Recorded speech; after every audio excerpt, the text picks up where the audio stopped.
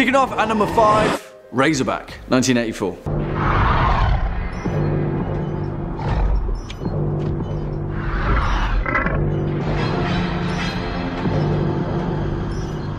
Because speaking of real life man-eating lions, move over. As per usual, Australia has got a thing or two to add to that point, or should we say a tusk or two. Razorback, a film that, rightfully so, has been requested on several occasions for this channel, and not just with this list series. And you know what? I think the winds have finally settled just right, because in many ways, Razorback is very much an acquired taste. But don't let that fool you too much, because whilst on the surface this film is very much a tongue-in-cheek relic of the 80s, deep beneath the surface there is an incredibly unique creature feature that irks on the surreal more so than the popcorn chewing disaster pieces that we've come to expect. And it happened at a strange time in Australian cinematic history, at the tail end of what is known as Ozploitation cinema, an awesome oddity of cinematic history that produced some strange movies indeed. However, by 1984, with the release of Razorback, they pretty much perfected the form, and the result was horror-riddled brilliance indeed. Written by Everett De Roche, Razorback was based upon the novel of the same name by Peter Brennan, and it had the directing clout to back it up. Directed by Russell Mulcahy, the man that would go on to direct Highlander, There Can Be Only One. Part of the biggest appeal of Razorback is just how damn beautiful it is. Really, this film is a feast for the eyes, and it's perhaps one of the only B-movie-esque creature features that could ever pull off a bizarre dream sequence smack bang in the middle of the second act, in the middle of the outback. Because despite it trying its utmost not to, this film just works. Razorback is just a neat little package of horror goodness, and a giant razorback boar terrorising the Australian outback is exactly what we want. It tells a tale of Jake Cullen, played by Bill Kerr, whose grandson is kidnapped and eaten alive by a giant razorback boar one night on his watch in the darkened outback, where Jake himself is then ultimately blamed for his murder. What ensues on the surface is a tale of reckless revenge at any cost, a husband searching for a wife, an old man searching for closure, all in the midst of a disenfranchised society losing its identity. Yeah, while as it may not seem it, Razorback covers some pretty weighty themes, and it looks amazing whilst doing so. Swinging in at number 4, Life, 2017. Oh my God. It worked. You work it. You know what? I didn't expect to, but I actually really enjoyed this movie, and although it's more so wrapped up in the trappings of a sci-fi popcorn thriller, it very much has all of the key components for a genuinely unnerving creature feature horror, which, may I add, is a pretty difficult thing to do, because this film makes you think, and that's part and parcel as to how it delivers its horror, and I'm fine with that. Also, it stars Jake Gyllenhaal, and I'm pretty sure it goes without saying, but the man can't make a bad movie if he tried. I'm sorry if you disagree with me, but Jake Gyllenhaal is one of the finest actors of our time, and 2017's Life is no exception. Directed by Daniel Espinosa with writing credits from Rhett Reese and Paul Wernick, the writers responsible for Zombieland and Deadpool, Life tells a tale of an unmanned space probe that returns from Mars with strange soil samples, potentially containing evidence of extraterrestrial life. Thankfully though, the inhabitants of this near future Earth are wise enough to keep this new life form far from the surface, for now, and instead it's captured and kept by the crew of the International Space Station. Obviously, as you may imagine, this strange soil sample certainly has a few interesting properties, and the people of Earth are absolutely thrilled to discover that we are, in fact, not alone in the universe. So much so that after running a national school-based competition to name this alien, they decide on dubbing it Calvin. And what starts as a cutesy little Calvin-esque amoeba, wow, that would be spoilers, but as you're probably guessing from the title of this particular list, yeah, things aren't pretty. Honestly, I would highly recommend this movie, particularly if you're jonesing for a dose of xenomorphic-esque horror, because in many ways 2017's Life is perhaps more so of a pseudo-origin story to Ridley Scott's Alien than anything else. And whilst that may be a little bit of a leap, it also may be telling as to where this particular space vessel is pointed. Hint, things get pretty bad, and the ending to this movie is quite something. Give it a watch. In at 3, The Exorcist, 1973. There are no experts. You probably know as much about possession as most priests. Look, your daughter doesn't say she's a demon, she says she's the devil himself. It's not hard to believe that one of the most terrifying and controversial supernatural horror movies in history would suffer some bizarre occurrences during production. Released back in 1973 and directed by William Friedkin, The Exorcist follows a young girl, Regan, as she becomes possessed by a demon after playing with a Ouija board. To begin, the screening of The Exorcist kicked off by having a 16th century church across the street from the theatre get struck by lightning. Not only that, but during production of the film, the set caught on fire in the room that was supposed to be the family's home. Regan's room was unexplainably untouched. This resulted in the shoot being delayed, but when they returned, the tragedies continued. Around 8 different deaths are connected with the film, including actors Veliski Malliaros and Jack McGowan, who died shortly after post-production, which baffled many as both their characters also died in the film. Many injuries also occurred, even one involving Ellen Burstyn, who plays the mother of Regan. Burstyn was seriously injured during one scene that actually made it into the film. At one point, Burstyn gets thrown back into the wall, however her harness broke, resulting in her colliding at full speed, and the blood-curdling scream you hear is actually real. Linda Blair, who played Regan, also suffered when she was thrown off the bed by an unseen force. And finally, the voice of the demonic entity we see in the film, Mercedes McCambridge, was the tragic victim of a domestic violence killing shortly after the film was released. Coming in at number 2, Poltergeist, 1982. I've never sensed anything like it. That thing is in there with my baby! Poltergeist has gone down as one of the most notoriously unlucky films in history, and for a good reason. Released in 1982, Poltergeist follows the strange and creepy happenings that befall an average California family, as ghosts attempt to communicate with them through the television, even sucking in their youngest daughter, Carol Ann. Now, there are many theories as to why Poltergeist attracted such negative energy, many concluding that it's because Spielberg opted to use real human skeletons as props without telling the actors. Gross. Not only that, but Dominique Dunne, who played Dana Freeman, died during production at the age of 23. She was murdered by an abusive ex-boyfriend who choked her into a coma, which she never awoke from. Heather O'Rourke, who played Carol Ann, died at just 12 years old. It was sudden, with the young girl being linked to an undetected illness. It doesn't stop there either. A mechanical clown that was used actually tried to strangle actor Oliver Robbins. He was choked so hard by the clown that he actually had marks on his neck following the incident. Not only that, but James Caan, who wrote the novelization of the movie, reported seeing some truly creepy stuff. He stated that lightning struck the buildings that he was writing in, noting, "The facing on the air conditioning unit blew off, flew across the room and hit me in the back. After about half a minute or a minute, the lights flickered and went on, and then all the video games in the room started playing themselves." And finally in at number 1, Antrim, the deadliest film ever made, 1988/2018. The film has had a long and weird history, with it being produced back in the 1970s by brothers documenting an occult ritual before disappearing and resurfacing back in 1988. After a screening at a film festival in Budapest, the theatres burned to the ground, resulting in several of the event's programmers dying under mysterious circumstances. Moving on from that, a couple of years later, a riot erupted in a theatre in San Francisco that was screening Antrim, during which time, the only physical copy of the film went missing. Now, once again, the film has emerged, with it making the rounds at film festivals last year. Now, I may be cheating by putting this film as number 1, as it was recently revealed that the film itself is a mockumentary. However, the filmmakers have openly stated that they believe the film has blurred the lines between fiction and reality by encouraging people to add to its mythology. Executive producer Eric 13 was quoted as saying, "Everywhere I went, people were talking about this secret film, Antrim, filmmakers passing it around. You'd hear that it was from the 70s, or that it was part documentary, or that it had cursed footage spliced into it. One person literally dared me to watch it, which I frankly scoffed at. Still, I had to know what the film really was, and once I saw it, the feelings wouldn't leave. The allure of something you weren't supposed to watch." Chilling. Kicking off at number 5, Horror Express, 1972.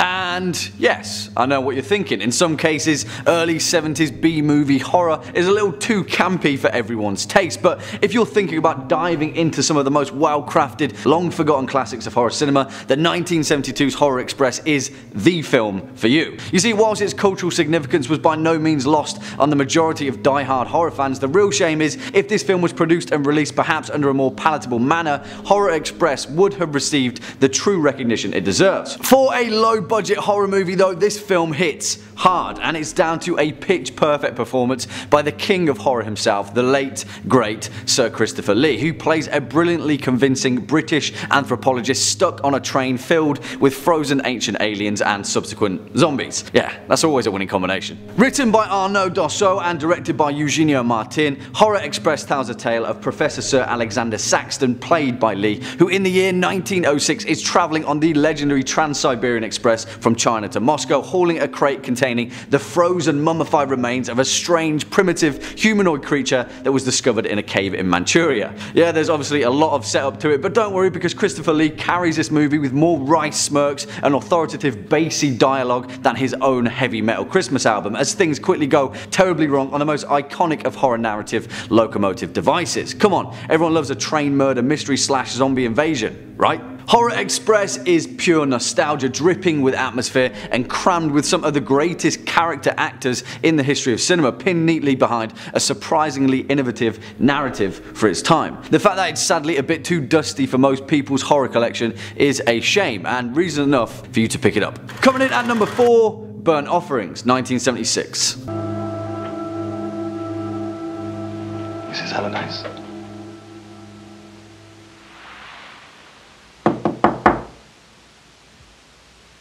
And whilst we're on the topic of mysteries, we may as well throw this one onto the campfire, because this particular Burnt Offering, whilst not being anything new or ever groundbreaking in the field of horror cinema, is just a straight up good old fashioned horror movie with perhaps one of the most disturbing endings of many movies of its ilk. And by ilk, I mean haunted house horror, because that's exactly what this film is, and rips many pages out of the likes of 1963's The Haunting. That is probably one of the main reasons as to why this film got so slaughtered by critics, giving it the terrible reputation that it never quite recovered from. Why? I don't know, because this film is worth rediscovering for its cast alone. Oliver Reed and Bette Davis, who knock this film out of the park as the titans of cinema that they are. You see, the mid to late 70s were a time of shock and awe cinema, but Burnt Offerings is neither of those things. It's a slow burning, atmospheric crawl through a demonic old American mansion that's a little bit predictable in places, with perhaps too many deliberate ghosts in its closet. But the simplicity in its plot is the scaffolding for the most important part of horror content: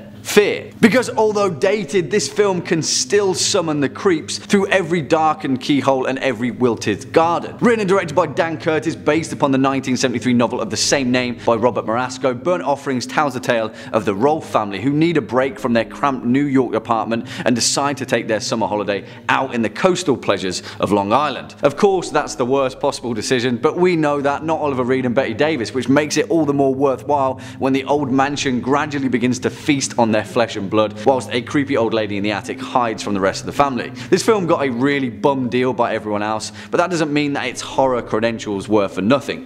Give it a watch. Swinging in at number 3, August Underground, 2001.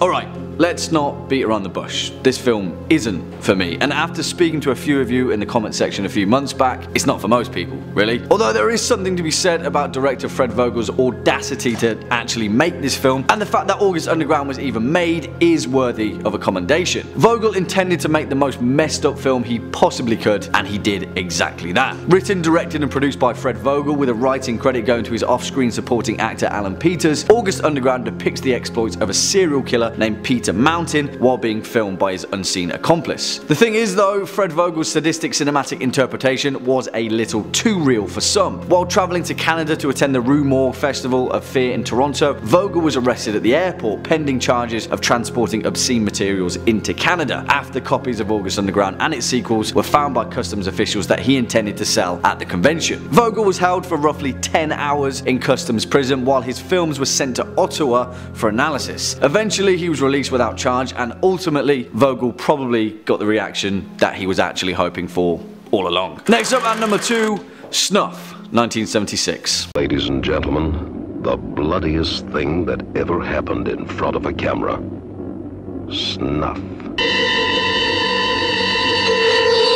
And much like August Underground, the creators of Snuff actually made this film with the intention of convincing people that it was real, in what proved to be one of the most calamitous and opportunistic turns of events in horror history. In 1971, notorious grindhouse husband and wife duo Michael and Roberta Finley had made a low-budget exploitation film known as Slaughter, filmed in Argentina on a budget of $30,000. And well, obviously it was terrible and suffered a string of limited releases until it was picked up by Alan Shackleton, an independent low-budget film distributor, where he kept it in his archive for 4 years. Until 1976, when the urban legend of snuff cinema was at its highest peak and Shackleton figured he could cash in. He later retitled it Snuff, as well as refilming the entire ending, this time depicting what appeared to be a real murder after the filmmakers had supposedly finished rolling. The audience saw the crew members brutally murder the film's lead actress before cutting to black and removing the film's credits. To add insult, it was also marketed with the tagline, "The film that could only be made in South America, where life is cheap." And well,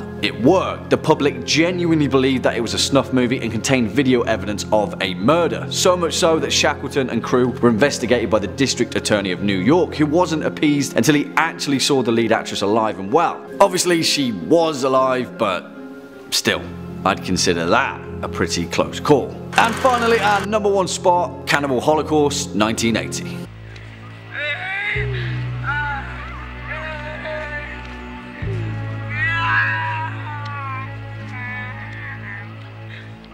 And it has to be, really, perhaps the most notorious exploitation film of all time that eventually saw the film's creator, Ruggero Deodato, charged with multiple counts of murder after its release in 1980. Cannibal Holocaust is a title synonymous with exactly how far filmmakers can push the boundaries of cinematic violence and depravity. But in the end, it has proved to be a retrospection of the ethics of journalism, the exploitation of developing countries, and the nature of an expansive society versus indigenous peoples. Also noted as one of the most important found footage films of all time, Cannibal Holocaust depicts a multi-layered narrative, initially focusing on a team of film crew members who go missing in an area of the Amazon rainforest known as the Green Inferno, a title later used by Eli Roth in his own homage to Deodato's work. After its release, the world was so shocked by the depiction of graphic violence that the vast majority of the public were convinced it was real, exacerbated by a rumour that several actors had indeed been killed on camera whilst filming.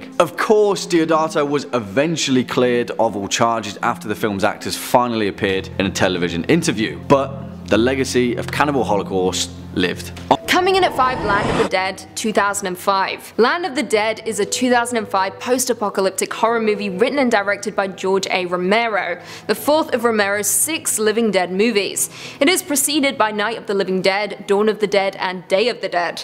The story deals with the zombie assault on Pittsburgh, Pennsylvania, where a feudal-like government exists. The survivors in the film have fled to the Golden Triangle area of downtown Pittsburgh. The region is protected on 2 sides by rivers and on the third by an electric barricade that survivors term the Throat. Land of the Dead is the first film in the series to receive an MPAA rating for its theatrical release.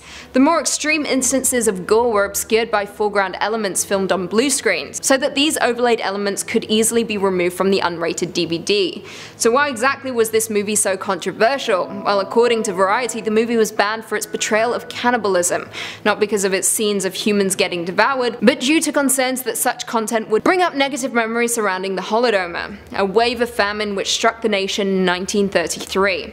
In Germany, both the theatrical and unrated versions were rated 18, and in Ukraine the film was outright banned. Coming in at 4, Hostel and Hostel Part 2. Hostel is a 2005 slasher film written and directed by Eli Roth. It is also the first installment of the Hostel trilogy, followed by Hostel Part 2 and Hostel Part 3. The plot essentially follows a mysterious organization that tortures and kills kidnapped tourists, specifically 3 friends who are traveling across Europe. Now, as you would expect, a lot of Europeans had issue with the first Hostel movie for making the continent seem like a depraved, torturous place where Americans go to die. However, saying that, it was only in Ukraine that the movie pissed enough people off for it to be banned outright. Both Hostel and its sequel were outlawed in the country for its excessive torture, as well as for depicting Ukraine as a place where tourists disappear for money. Let's discuss Hostel Part 2 though. Released in 2007 and directed once again by Eli Roth, the plot follows 3 American female art students in Rome, who are directed to a Slavic village where they are kidnapped and taken to a facility in which rich clients pay to torture and kill people. The film has been restricted to adults in most countries, however it has been cut in Germany, and the German extended version has subsequently been banned in Germany. A court in Munich ruled the release of the film to be punishable by law. The film was then banned outright in New Zealand upon a submission to the ratings board, after the distributor refused to make cuts in order to receive an R rating. On October 8, 2007, the film was cited in the House of Commons of the United Kingdom as an example where stills from the film could be illegal to possess under the proposed law to criminalise possession of extreme pornography. Next up at number 3, From Beyond, 1986. Humans are such easy prey. Let her go!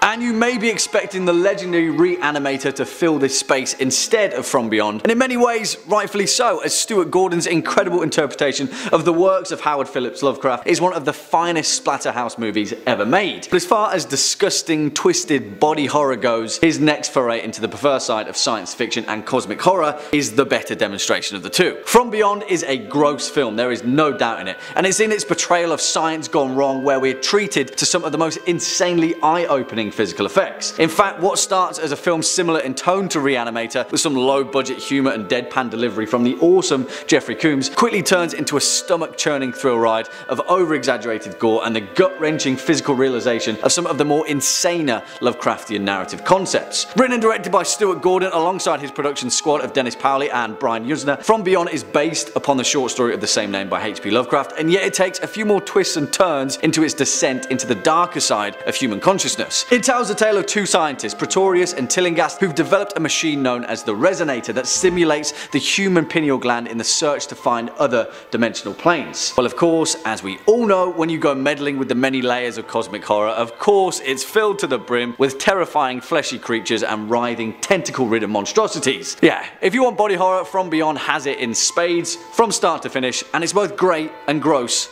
the whole while through. Swinging in next at number 2, Altered States, 1980.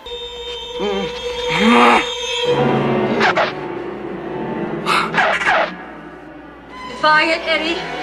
You made it real, you can make it unreal. If you can't tell already, science and body horror go hand in hand. And although we've rightly given credit to the godfather of body horror, David Cronenberg, particularly in the likes of The Fly, Videodrome and Scanners, there is one classic of conceptual body horror that we all may have forgotten about. Ken Russell's mind-bending 1980 science fiction existential horror, Altered States. And if you haven't seen this film, then I'm not exactly sure what to tell you, because really, it's something else entirely. Now, it's important to note that whilst the physical effects of this film aren't exactly in league with the likes of Cronenberg and the Lovecraftian works of Stuart Gordon, it's in the implication of this particular body horror where the true gross out and terror of this film lies. Directed by the off-the-wall legend of cinema that is the late great Ken Russell, the man responsible for 1971's The Devils, as well as the epic musical Tommy, based on the album of the same name by The Who, Russell's diverse and often overwhelming cinematic catalogue probably sums up just how strange and weird Altered States really is. It tells the tale of Edward, a scientist played by William Hurt in his debut role, who becomes obsessed with the notion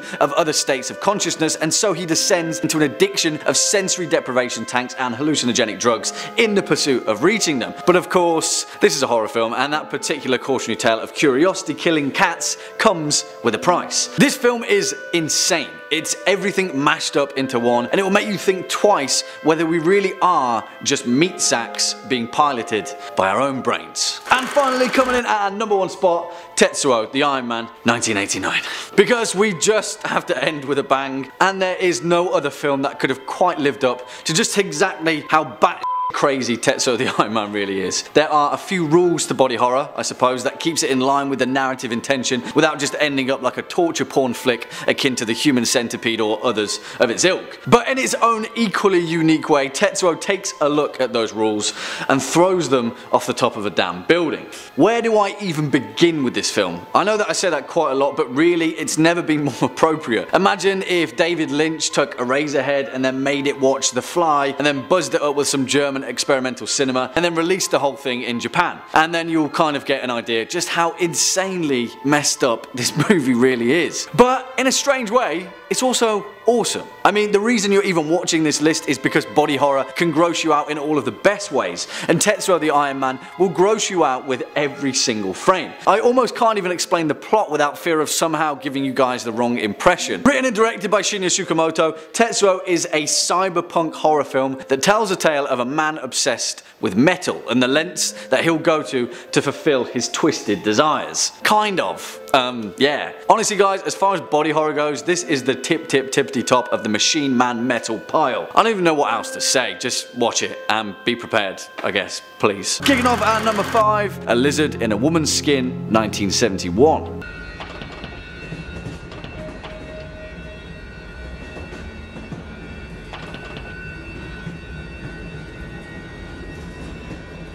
For those of you that don't know, Giallo cinema was a very specific style of Italian horror, particularly tied to the mid to late 1960s, which often employed murder mystery tropes with dramatic suspense building, peaked with bursts of slasher violence and fantasy eroticism. It's not for everyone, but it had a massive impact on later American slasher horror, and perhaps one of the most intriguing examples of Giallo cinema is 1971's A Lizard in a Woman's Skin, directed and written by Lucio Fulci. Well, as chance would have it, legendary special effects artist Carlo Rambaldi was actually tied to this film before his work on Steven Spielberg's E.T., and his eye for visual nasties was so convincing that it actually landed the director in an Italian criminal court. During the events of the film, the lead character Carol finds herself wrapped up in an LSD-fueled crime story involving murderous dreams and mind-bending altercations, and at one point finds herself confronted with 4 vivisected dogs, their chests open and their hearts still beating. The physical effects were so convincing that the courts charged Lucio Fulci with animal cruelty, and the director faced a 2-year prison sentence. In the end, Carlo Rambaldi had to present the animatronic creations in front of a court where the charges were eventually dropped. Now that's a close call. Coming in at number 4, Guinea Pig, Flowers of Flesh and Blood, 1985.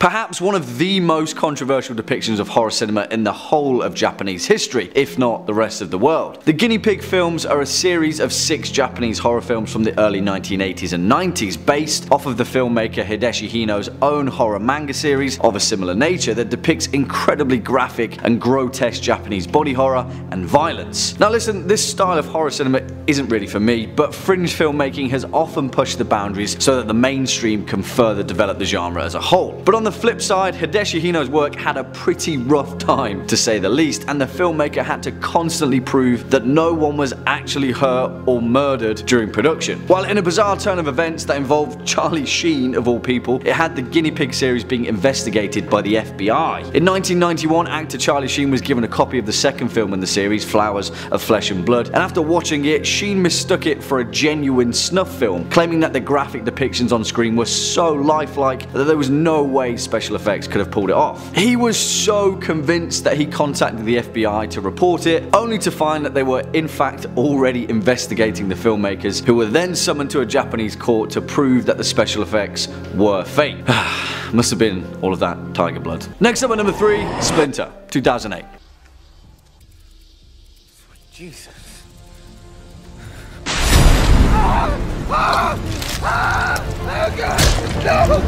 Hey look, it's Skinny Pete. If only he'd had an El Camino at that gas station, maybe he could have ended up elsewhere and not there.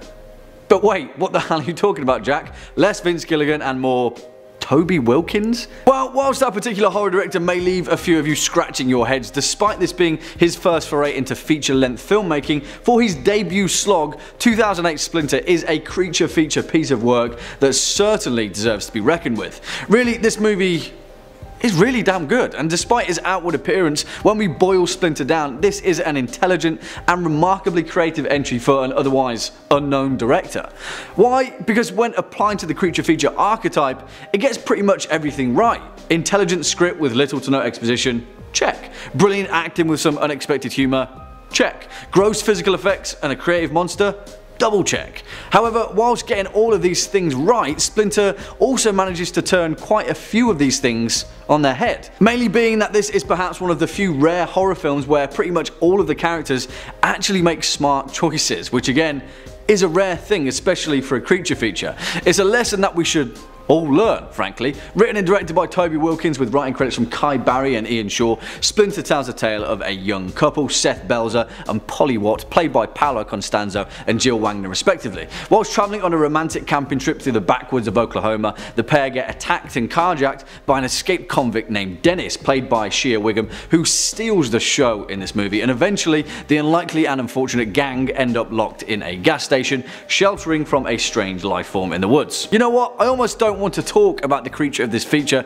despite, you know, the title and poster of this movie being a pretty huge giveaway, but trust me, there's more to it. Splinter is a lesson that we shouldn't ever judge a book by its cover, particularly if that book is filled with parasitic spikes and it's running straight at you. No. Coming in at number 2, The Tunnel, 2011. Steve, what?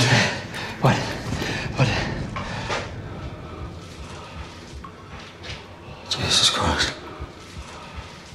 And whilst my reverence for the awesome continent known only as Australia continues, there is no denying the fact that when it comes to creature feature horror, they are peerless, given the fact that, well, put it this way, they were making horror movies about wild boars in the 80s, and when the ceiling is set that high, the only way is up.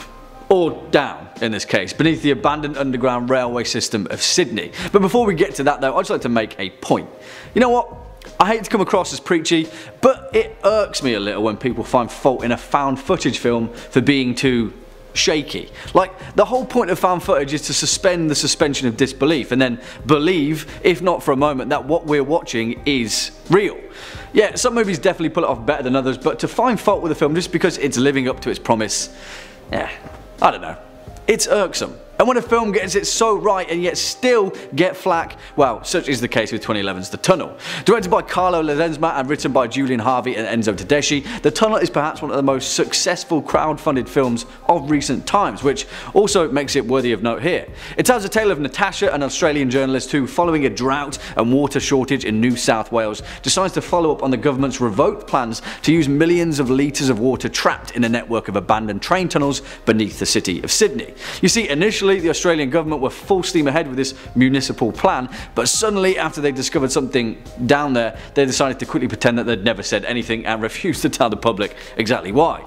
And while being the keen-eyed journalist that she is, Natasha quickly assembles a team, and in an attempt to figure out just exactly what they're hiding, well, bad mistake, because we all know that nothing good lingers in the sewer system of a city. At the very best, you're going to see some giant mass of sewage. At worst, well, you're going to get the monster from the tunnel. And that's all I'll say, because despite being a movie that certainly doesn't show a lot, The Tunnel is frighteningly effective at the implication of a horror monster, which in this day and age is a rare thing to not only see, but pull off well. And well, The Tunnel does it to near perfection. Give it a watch. And finally, coming in at number 1 spot, The Ritual, 2017.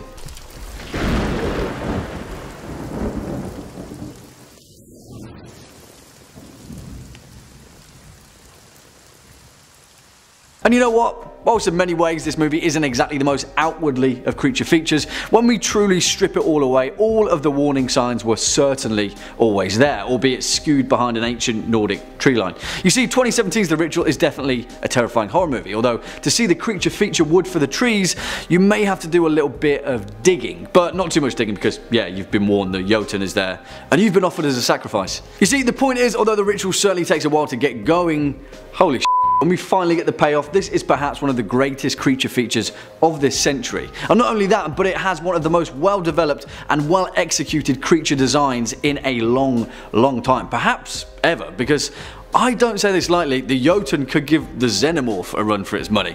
The thing is, where this movie has its detractions, as in where we can find fault with it, is in its pacing. Unlike Alien, this movie is not perfect. Yes, I agree The Ritual is slow. It's a difficult hurdle to get over, but with repeat viewings, this movie only serves to get better and better over time. And believe me, that's hard to pull off for a creature feature. The thing is, this isn't just a creature feature on the surface, it's much more than that, and it confused some people. I get it. Maybe it's just me, I enjoy the slow pacing, but holy shit, either way, when it gets going, this film is effective. Directed by David Bruckner with a screenplay by Joe Barton, 2017's The Ritual is based upon the 2011 novel of the same name by Adam Neville. It stars Rafe Spall, Arsha Ali, Robert James Collier and Sam Troughton as Luke, Phil, Hutch and Dom respectively, 4 friends who agreed to hike the Kungsleden forest in Sarek National Park, northern Sweden, following the death of their longtime friend Rob, whose wish it was to always hike the King's Trail. And that's all you really need to know, because although this film is neatly framed by several interlocking threads that serve to add some brilliantly earned depth to this movie, all we're concerned with is the forest and the many terrors that lurk within it. Right? And what begins as a strange series of events, an odd carved rune in an abandoned cabin, an eviscerated deer left in a tree, or, you know, the low rumbling sound of something that certainly isn't thunder, all manage to twist and turn their way throughout the forest trail in all their horror glory. If you've been put off by this movie, I'd recommend trying it again. Give it some time, because the final act to The Ritual is certainly worth it. Kicking off at number 5, Tusk, 2014. With the venom traveling to your heart, it forced the doctor to save your life, to take rather, as we say, drastic measures.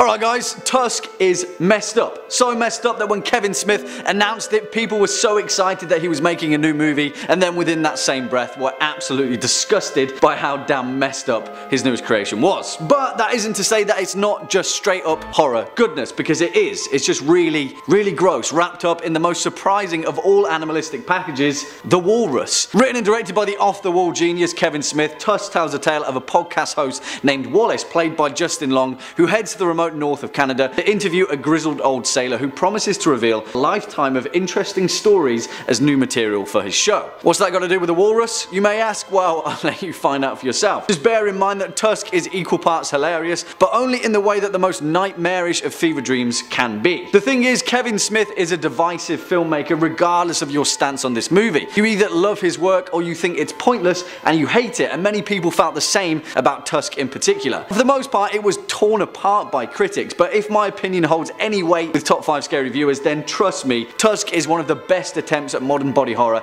in a long, long time, and it's freakishly unique in its own perverse way. This film is absurd, and it defines the horrific hilarity of the human form being stripped away and broken down on several different levels. As a surprising side note, Justin Long is awesome in Tusk, as is Michael Parks as the terrifyingly convincing serial killer turned veterinary surgeon, Howard. Watch this film, and the next time you go to a zoo, you'll think twice about what's behind the bars. Coming in at number 4, Slither, 2006.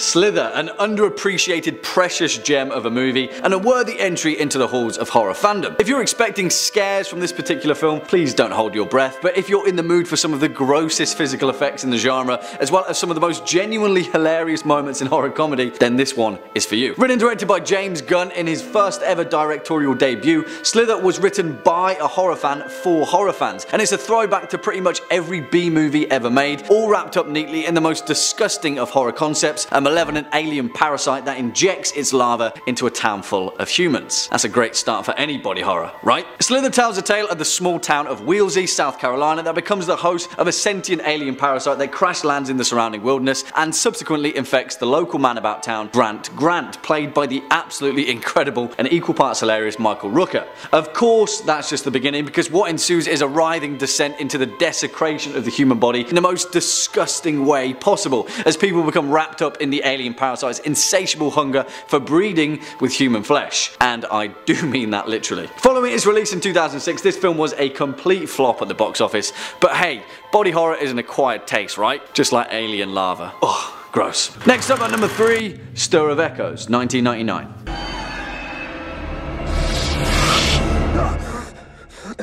What the hell was that? Kevin Bacon. my man. And truth be told, this film might not be as truly great as it is without Mr. Bacon giving one of his most convincing performances to date, which is also equally crazy that for the most part 1999's Stir of Echoes is completely overlooked when it comes to contemporary horror. But just like another film that is on this list, it may have to do with a particular syndrome of the late 90s, where a chain of some of the most iconic movies of the last millennium were released in a quick succession before this one, being The Sixth Sense, The Blair Witch Project and The Mummy. Yeah, that's some tough competition. And sadly, that was one of the prime reasons as to why Stir of Echoes got shuffled to the back of the pile. But fear not, because that's why we're here. Written and directed by David Cope, the man responsible for writing the screenplay for Jurassic Park, Stir of Echoes is loosely based upon the 1958 novel of the same name by Richard Matheson, the man also responsible for penning 1954's I Am Legend. Yeah, and as you may already tell, this film's got quite the pedigree behind it. It tells the tale of a man named Tom Witzke, played by Bacon, alongside his wife Maggie and his son Jake, who supposedly possesses the supernatural ability to communicate with the dead. Although Tom is a skeptic of his son's powers, the rest of his family aren't, and so one evening during a party he jokingly agrees to be hypnotized by Maggie's sister, a true believer of the spirit world. And then, just like that, the echoes within his mind are stirred and Tom tumbles down a rabbit hole of supernatural intrigue and the callings of a disturbed spirit and her grisly murder. I won't say any more because, like any good horror mystery, the best experience comes with pulling at the thread for yourself, but this film is surprisingly fantastic and well worth a watch. Swinging in at number 2, Dark City, 1998.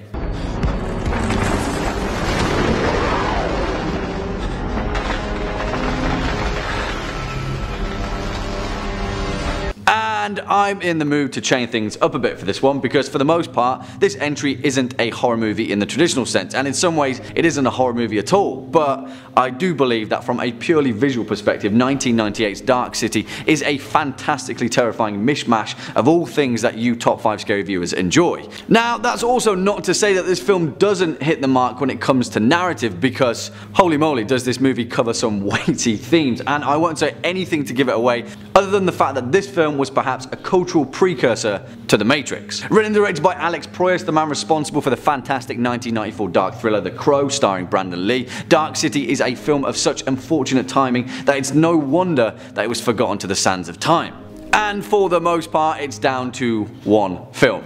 Titanic, released a few months prior, that pretty much washed out any other movie's chance at the box office, particularly a neo-noir stylized gothic science fiction mystery. Yeah, Titanic wasn't the only cause of ships sinking in the late 90s, but that's fine because hindsight is our friend, and now we can truly pay our dues to how damn awesome Dark City truly is. And you'll also be pleased to know that this film is absolutely stacked when it comes to its cast. Kiefer Sutherland, Rufus Sewell, Jennifer Connelly, Richard O'Brien, William Hurt and Ian Richardson, all of which give resounding performances throughout. I really don't want to give away any of the plot points, because the true joy of this film comes with discovering things as the Dark City slowly reveals them, but trust me, this film is awesome. If you were a fan of The Crow or anything that directors like Terry Gilliam have ever produced, then you'll adore Dark City. Give it a watch. And finally, coming in at our number 1 spot, Next of Kin, 1982.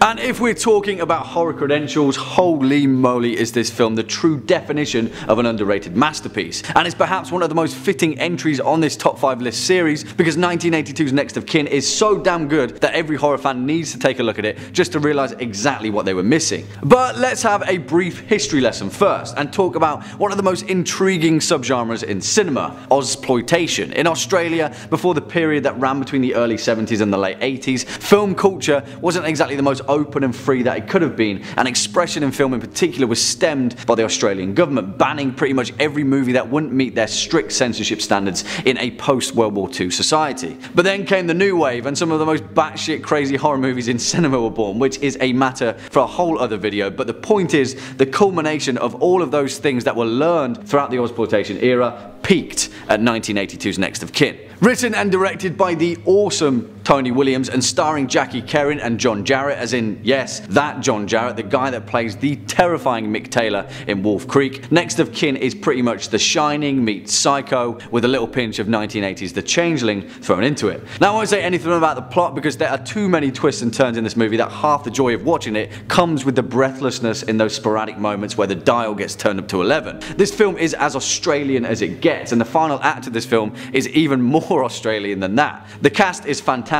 it's beautifully and vividly shot, it's genuinely terrifying for the most part, and it is one of the most entertaining horror movies ever to come out of Australia. It's a shame that it's often widely forgotten, but give it a watch. You won't be disappointed. In at 5, The Innkeepers, 2011.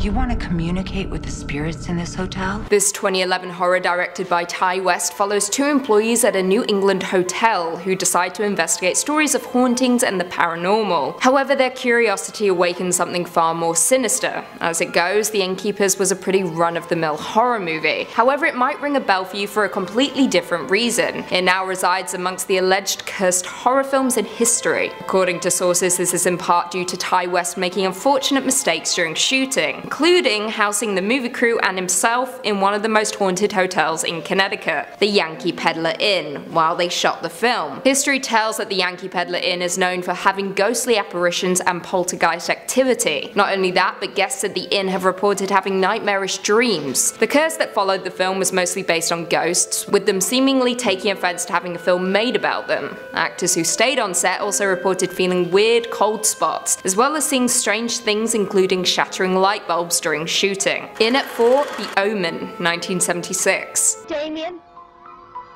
it's all for you.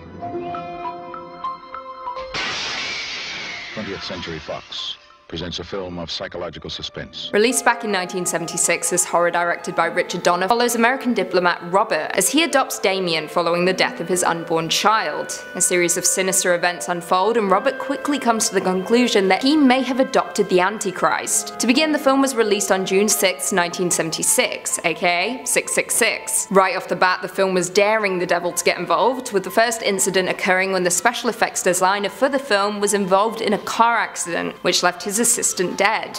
Leading on from that, after actor Gregory Peck signed on to the film, his own son committed suicide. Peck would also go on to experience more upsetting and disturbing phenomenons when a bolt of lightning struck his plane as it was crossing the Atlantic, and a second bolt of lightning striking producer Mace Newfield's plane, with the latter setting the engine ablaze and almost resulting in it crashing. Animal attacks also occurred on set, with multiple actors and trainers receiving injuries. And guys, it doesn't end there. A group of people heading to set got into a car accident, and Richard Donner's hotel was bombed by the IRA during filming. So what do you guys think? Was Satan behind these unexplainable incidents? Next up at number 3, The Gate, 1987.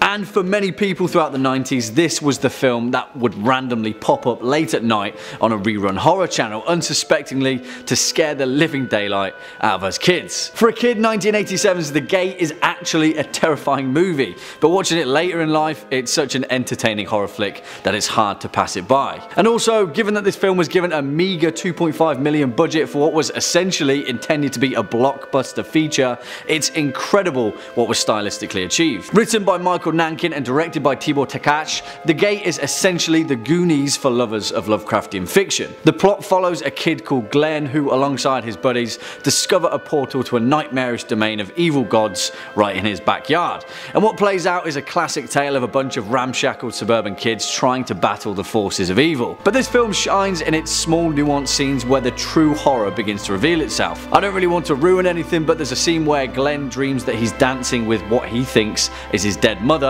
but it turns out to be something much more horrifying than that. Give this one a watch, you'll have fun either way. Swinging in at number 2, Opera, 1987.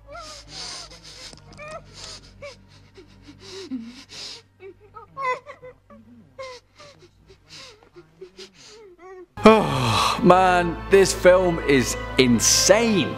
We briefly spoke about Italian giallo horror a week or so ago, and 1987's Opera is perhaps one of the best modern demonstrations of this strange and alluring style of horror cinema. Also known as Terror at the Opera, this film was written and directed by Italian cinematic legend Dario Argento, the man also responsible for the fantastic 1977 supernatural thriller Suspiria. An Opera follows the story of a woman named Betty, the unwitting star of an avant-garde production of Verdi's Macbeth, who is stalked by a mysterious and exceedingly violent killer. It's a fantastic, horrific mystery, and stylistically is a frantic joy to watch. The thing is though, director Dario Argento refused to budge when the studio tried to cut the last 11 minutes of this film, and because of that, Opera was never released theatrically, only being made available in the US as a VHS release. I think perhaps if it was released fully to theatres, then this film would have cemented its place amongst the greats of horror cinema. 1987 was a year of hits and misses for horror cinema, but Opera would have probably taken the box office if it had the chance. And finally, our number one spot, Cronos, 1993.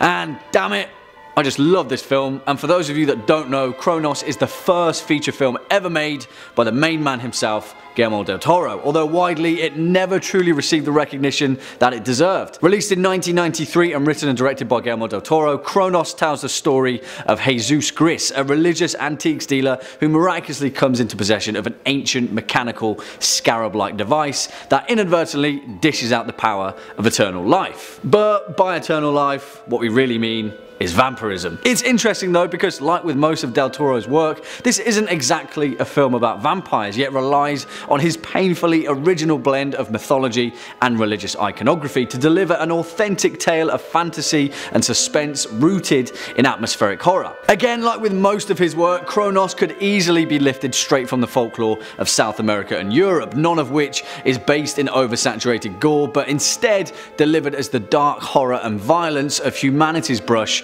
with the magical and the mystic. As Del Toro painfully continues to remind us, there is a price to pay for the curious, and Cronos is great if you're curious, so just give it a watch. Kicking off at number 5, The Hallow. As you may know, I'm a huge proponent for British horror, mainly because the only thing we've really got to do over there is look out at a grey sky through a rainy window, and well, it makes for some pretty terrifying horror cinema. No more so than in 2016's The Hallow, written and directed by Corin Hardy, the man recently responsible for The Nun. Also, if you're a fan of Game of Thrones, then this film stars both Joseph Maul, aka Benjen Stark, and Michael McElhatton, aka the brilliantly morose Roose Bolton. Great stuff.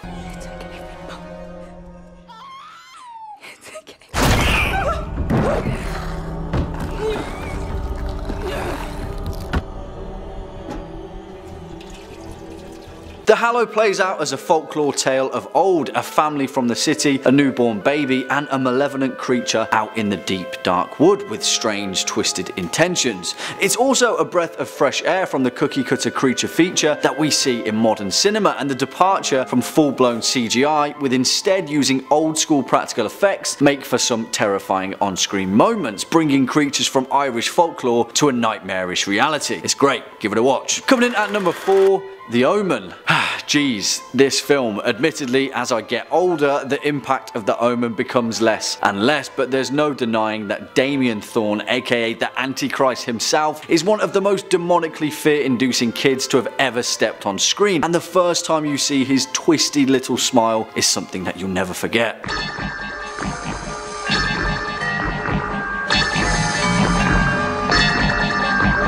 Here is wisdom, let him that hath understanding count the number of the beast, for it is the number of a man, and his number is 666. Pretty metal, right? Well, in essence, that's what Richard Donner's 1976 on-screen demonic onslaught really is. It's a religiously charged, meandering tale that drags us along through the hallways of hell on earth. Now, I'm talking of the wider franchise in this case, because the original film starring Gregory Peck is a much more subtle and creepingly quiet beast. The strange, spacious audio track, the wide lingering shots, and an absolutely terrifying performance from a 4-year-old boy, Harvey Spencer Stevens. I wouldn't necessarily advocate saying a prayer before you watch this film, but I wouldn't tell you not to either. Next up at number 3, Rare Exports, 2010. We are standing on the biggest burial mound in the world. Tänne on haudattu jotain. Juuso! Oota! Which is perhaps a film a little bit lighter in tone, but please don't let its otherwise jolly appearance fool you, because this film has more blood, guts and naked ice elf whites than you may first imagine. And you may be a little perturbed at the fact that what is essentially a Christmas film finds its way upon our list, but if you know anything about the true tale behind Santa Claus, you'll know that there is quite a hell of a lot to be scared of. And of course, what better place to encapsulate the dread-inducing folklore of Satan Claus himself than the weird and wonderful place known only as Finland, Mitä Helvet. But really, we have to highlight the fact that Finland is an incredibly unique place and is perhaps the only country and culture that could have ever created this film, and we're all the better off because of it. If you've never seen Rare Exports, please don't wait for Christmas to roll around, because it's worth a watch any time of the year. Written and directed by Jalmari Helander, Rare Exports: A Christmas Tale tells its story in one part English and one part Finnish language, serving as a neat little filter before descending fully into the unabashed idiosyncrasies of northern Lapland. It focuses on a British research team and a local family of reindeer herders who unassumingly release an ancient fell, a long forgotten burial mound built by the Sami people over centuries as a means to imprison a malevolent creature, a horned being that whips misbehaving children and then boils them in a cauldron one day every year. And yeah, that horrifying horned creature, of course, is Santa Claus. But listen, despite its ridiculous premise, Rare Exports lays on the folklore of Finland so seamlessly that you can't help but go along with its breakneck horror goodness as Pietari and his father try and cling to life on a day that's meant for rest and celebration. Yeah, trust me, Rare Exports is a film like no other, and it's a horror experience of pure folklore. Swinging in at number 2, The Ritual, 2017. Where's Hutch? Where's Hutch? My soul's shadows! What? I don't know! Took him! Hutch! And you may sense a little bit of a theme within our final 2 entries, but what the hell, there's a lot of dread-inducing folklore to be found here, and it's probably in our best interest to highlight the hallowed, horrifying halls of Scandinavian cultural mythology in order to do so. The Ritual is an awesome film, which strangely enough kind of got torn apart by a few critics, but forget about that, because if you were fans of Neil Marshall's The Descent, then you'll 100% be a fan of this film, which is claustrophobic in all the right ways, as well as being oddly reminiscent of Dog Soldiers, just without the werewolves, and instead replaced with the many beasts and fanatical worshippers of Nordic mythology. Now, don't get me wrong, this film isn't perfect, and in many ways it takes its sweet time to get going, but once it does, it's a folklore ride that is very much worth the wait. Directed by David Bruckner and based upon the novel of the same name by Adam Neville, The Ritual tells a tale of 4 friends that met at university, Phil, Dom, Hutch and Luke, who after following the tragic death of one of their friends decide to kickstart the grieving process by hiking through the Kungsleden, also known as the King's Trail in Sarek National Park of northern Sweden, a place that their friend had always wanted to visit before his untimely death. And come on, you know where this is going, right? It's a horror film. But what begins as an archetypal frightful foray into the dark wooded places of the world, it quickly shifts gears about halfway through, and the actual terrors that lurk within the forest are of a much more horrifying design than what we're accustomed to. The British folk revival is an exciting new look at horror, blending tales of the old with the new, and although The Ritual has been somewhat overlooked by the subgenre down to its release direct to Netflix, it definitely deserves its place on this list. Give it a watch, you won't be disappointed. And finally, coming in at our number 1 spot, Troll Hunter, 2010.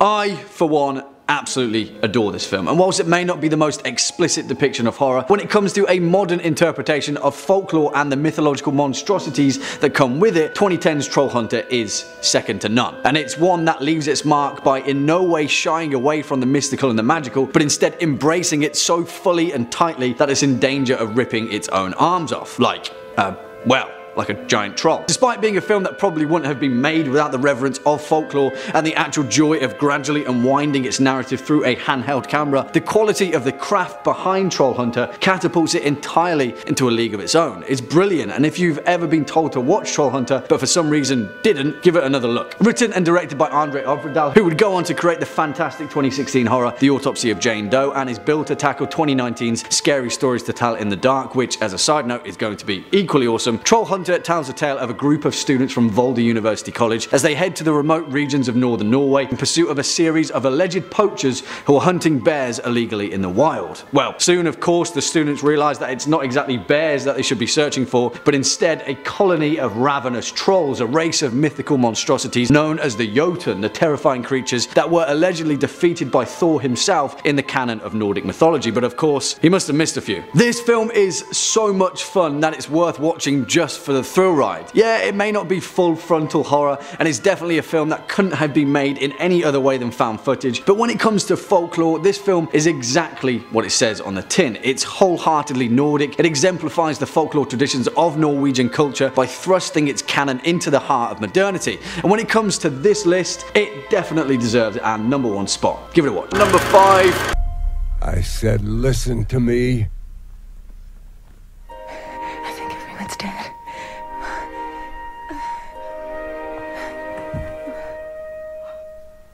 Pontypool. And really, the fact that Bruce McDonald's horror tour de force isn't heralded as one of the greatest zombie films ever made is a bit of an injustice. I say zombie film because that's the closest we'll ever get to understanding whatever virus plagues the unassuming town of Pontypool. Released in 2008, this Canadian horror film was based on the Tony Burgess novel Pontypool Changes Everything, the story of an Ontario-based radio station that tries its hardest to keep broadcasting during a viral apocalyptic event. It follows the character of Grant Mazzy, played by the awesome Stephen McHattie, an opinionated and brash radio jockey that tries his damnedest to be as dismissive as possible when facing down the end of the world. While I might not have you hooked by saying this is essentially a horror film about the English language, the real reason to watch this film is because Pontypool is a completely different breed of zombie flick. In parts, it's hilarious, in others, it's horrifying. If you haven't seen it, give it a watch. You won't be disappointed. Coming in at number 4, Kill List. All men Christian soldiers. You're giving me indigestion. Oh, I'm sorry. Apology accepted. The term folk horror isn't as commonplace as it should be in horror cinema, but it's a style that has slowly germinated in British cinema and is captured perfectly in the sweeping action horror from the fantastic Ben Wheatley Kill List. This film draws inspiration from some 70s horror classics such as The Witchfinder General, The Blood on Satan's Claw, and of course The Wicker Man, in a period where, to be honest, British horror cinema had hit its peak. Now, I'll admit that this film isn't for everyone. It's intentionally ambiguous and visually misleading, but if the idea of deranged cults flocking about in huge country manors makes your skin crawl, then you'll find true fear in this film. Really, because it delivers that in spades. Kill List features the show-stealing Neil Maskell, a disgustingly underrated actor who plays an ex-soldier turned contract killer trying to make enough money to support his family in one final job. I don't want to spoil anything because Kill List really does keep you guessing all the way to the end, but the way it takes you there is what makes this film so damn thrilling. Give it a watch. Next up at number 3, Wakewood, 2009.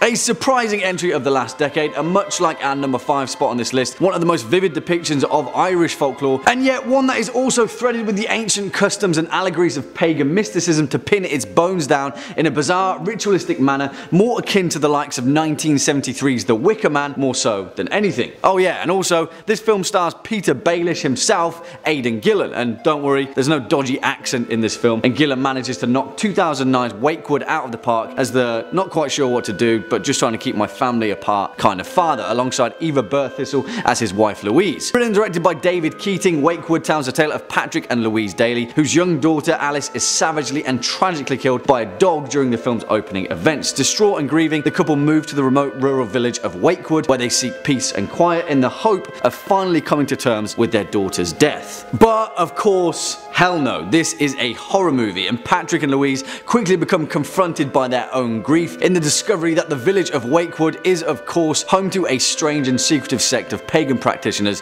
and the couple very swiftly understand the meaning of being very careful in what you wish for. I'll say no more about the film's plot, but trust me, for a film produced by the legends of horror, Hammer, who traditionally speaking are notorious for not exactly having the most substantial of narratives, but recently their studio revival has been knocking it out of the park, and because of that, There is a boatload of depth to be found in this film. 2009's Wakewood is tough to handle, and although its low budget is pretty telling on some occasions, for the most part the themes that it covers, folklore or otherwise, are particularly hard hitting. Yeah, give this one a watch. Swinging in at number 2, Witchfinder General, 1968.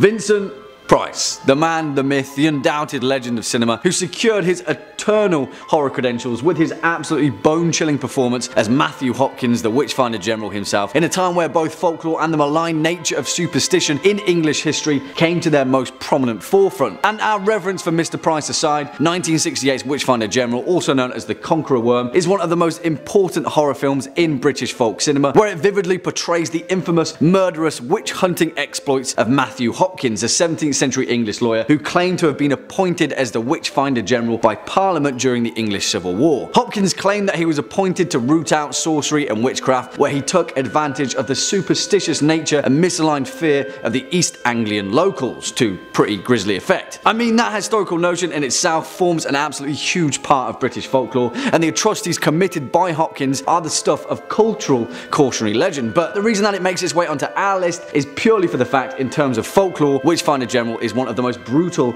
and genuinely unnerving films of the genre. I mean, granted, it's not as outwardly magical and mystical as many of the other films of this list, but trust me, the historical credentials are there. Written and directed by Michael Reeves, based upon the 1966 novel of the same name by Ronald Bassett, Witchfinder General embodies the essence of British folk horror. There are no good guys, there is no omnipotent force that is ready and waiting to save the day. There is only pain and misery and misguided superstition that drives humanity toward it. Yeah, in terms of cautionary tales, this one is near the top of the pile, and it makes for some legendary horror cinema. And finally, coming in at our number 1 spot, Ravenous, 1999.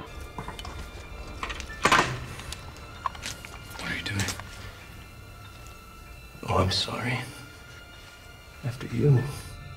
I absolutely adore this film, and truth be told, I've been looking for a reason to feature some North American folklore on this list, and what better way to do so than with one of the most disgustingly underrated horror movies of the 20th century, 1999's Ravenous. This film is so damn good, and the fact that it still gets disregarded by critics to this day is a travesty. But forget about them, because if you're in the mood for some North American folklore horror set in the mid-1800s, pinned down by the native myth of the Wendigo and the cultural taboo of cannibalism that comes with it, then Ravenous is exactly what the doctor ordered. Just please, don't eat the stew. From a historical perspective, the folklore of this film is wrapped up in some truly bleak accounts of American and European culture, mainly being the horror of the Donna Reed party, as well as the legend of Sawney Bean, the monstrous cannibal of 16th century Scotland. Put it this way, it's somewhere between the two. Directed by Antonia Bird and written by Ted Griffin, Ravenous tells the tale of Lieutenant John Boyd, a man who is promoted to captain by dubious means during the Mexican-American War and is sent to Fort Spencer, a remote military outpost high in the Sierra Nevada mountain range. Here, after succumbing to the bleak inhospitality of the region, a mysterious stranger emerges who has word of a particularly terrifying tale. I won't say any more, because although this film is pretty telling in its folklore nature, the actual delivery of its narrative is a horror experience to behold, and even as it descends into pure gore and grotesque madness, it still manages to maintain its many textures of storytelling, albeit ones that are bleak and horrifying. Also, the cast of this film is absolutely stacked, and it's tantamount to late 90s cinematic greatness. Guy Pearce, Robert Carlyle, the late John Spencer, David Arquette, Jeremy Davis. Yeah, there's a lot to be found in Ravenous. It's a fantastic depiction of North American folklore, capturing the historical misery and isolation of the period, and it's a straight up horror gem that deserves a watch. Kicking off at number 5, Terrified, 2017. Usted puede elegir a no estar aquí.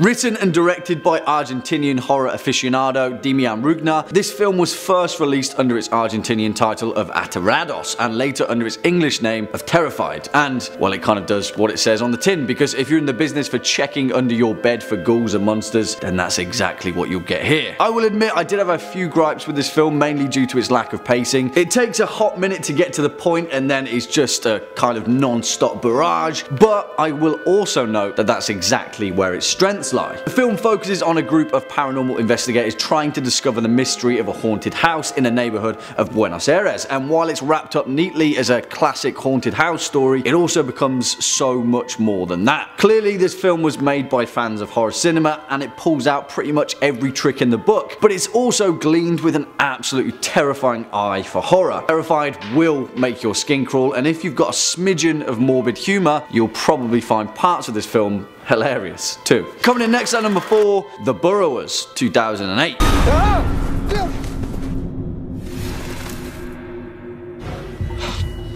Why would they bury her alive? I don't know.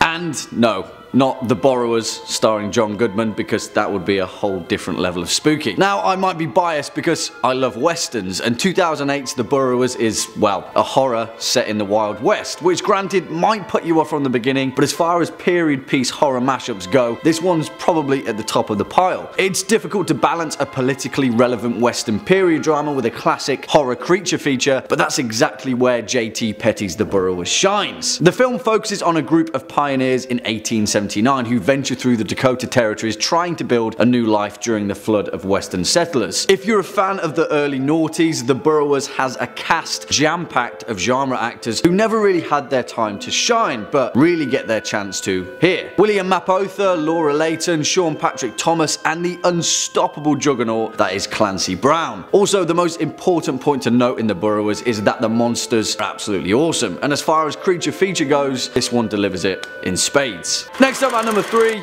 Little Otik, 2000.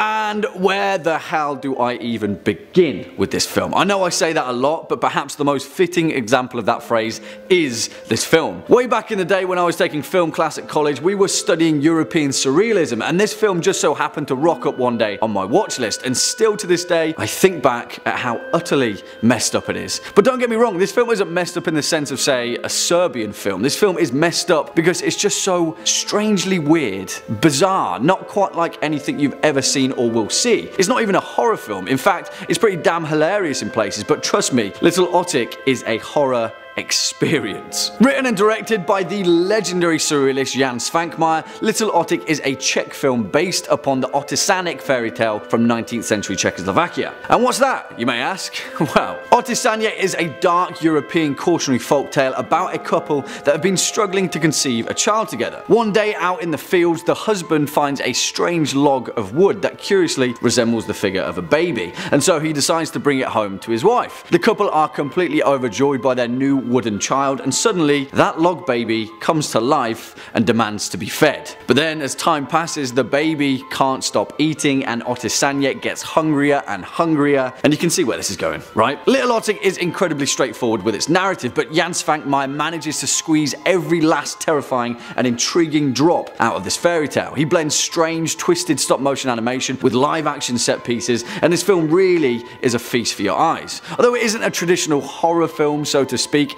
if you haven't seen Little Otik, please do, because you won't be forgetting it in a hurry. Swinging in at number 2, November 2017. Tahan olla tema naine.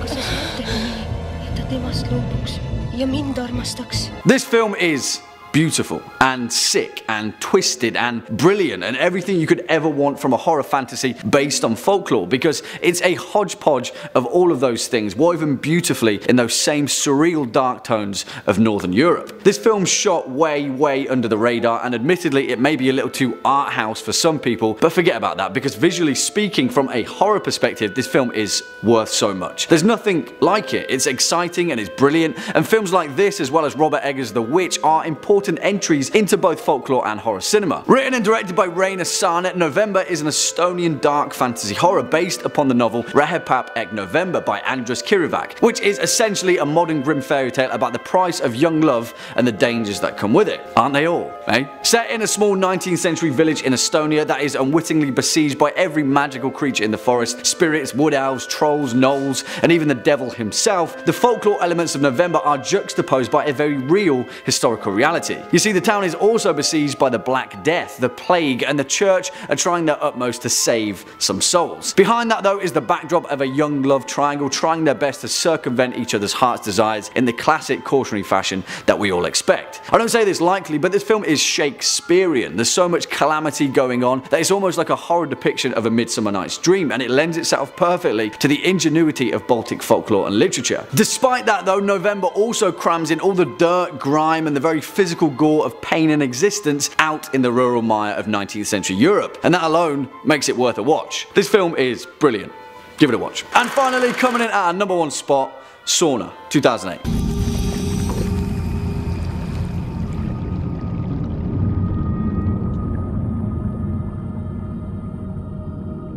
Let me preface this with a very important point. This film is hella messed up, and you will either love this film or you will hate it. It's as simple as that. But the reason this film takes our number 1 spot, despite me being a massive fan of it, is down to its no-nonsense approach to the stark realities of folklore and the price of human life that is often paid in its cautionary tales. 2008 Sauna does not pull any punches. It doesn't sugarcoat the realities of death with the magical or mystical, and because of that, it's perhaps one of the starkest interpretations of myth and legend of recent times. Sauna, otherwise known as Filth or Evil Rising in its English release, tells the tale of 2 brothers in Finland in 1595. It takes place at the end of the bloody Russo-Swedish War, and the brothers, one of them a violent and grizzled warrior and the other a kind and timid scholar, are tasked with marking the new border between Finland and Russia. So what does a sauna have to do with it? Well, I'll leave that for you all to discover, because part of the appeal of this film is pulling at the thread of its mystery. But heading into this film, you may need to know, although it may not seem like it, the folklore connotations of one of Scandinavia's most ancient pastimes, the steamed hut and hovels of a sauna, play a very significant and horrifying role in this film. There are so many tales throughout Finnish folklore about the dangers of meeting mischievous figures behind the ancient myths of a sauna, but this film is instead concerned with its surprising spiritual connection and the role it played in the cleansing of sins. You may have to dig deep into this film to truly understand its significance to folklore, but put it this way, the Sami people of northern Finland were one of the last bastions of ancient paganism and remained unconverted by Christianity until the 18th century. Keep that thought in your head and then watch this film. I'll say no more. Kicking off at number 5, The Hole in the Ground, 2019. Yes. Have you been going anywhere else? No. Like the forest, maybe? Yeah, perhaps one of the most intriguing indie films of the year so far, and who better to pick it up and distribute it than A24, the studio that consistently seems to be knocking it out of the park when it comes to originality in horror, who undoubtedly know a creepy tale when they see one. Written and directed by Lee Cronin in his debut feature film, The Hole in the Ground is a film that covers many themes, mainly being the stress of parenthood and the many trials and tribulations that come with raising a child on your own, but more importantly, it's sprinkled heavily with an incredibly vivid and key aspect of Irish folklore, which is that of the changeling and the old Irish legend of the sinkhole often found out in the woods, a symbol of something far more sinister than what it first may seem. Now, although that's probably quite a bit of plot revelation, it's also obviously the name of the film, and we can't really talk about its relation to folklore without touching on the significance of what it actually entails, but trust me, that's all I'll say about the plot. But also, don't worry about that, because start to finish, this film expertly manages to pack in so much substance into its 90-minute runtime, and there's a bucket load of slow, creepy paranoia and deeply unsettling tones of the wilderness to chew upon. There is a lot to be found in this film, and surprisingly so, that's what makes it highly enjoyable. Part and parcel of The Hole in the Ground is trying to juggle exactly what's going on as we gradually attempt to unwind the many layers and myths of Irish folklore and their significance to the modern era. Yeah, as far as Irish folklore goes, this one sits right beside some of the best. Coming in at number 4, Elementary, 2017.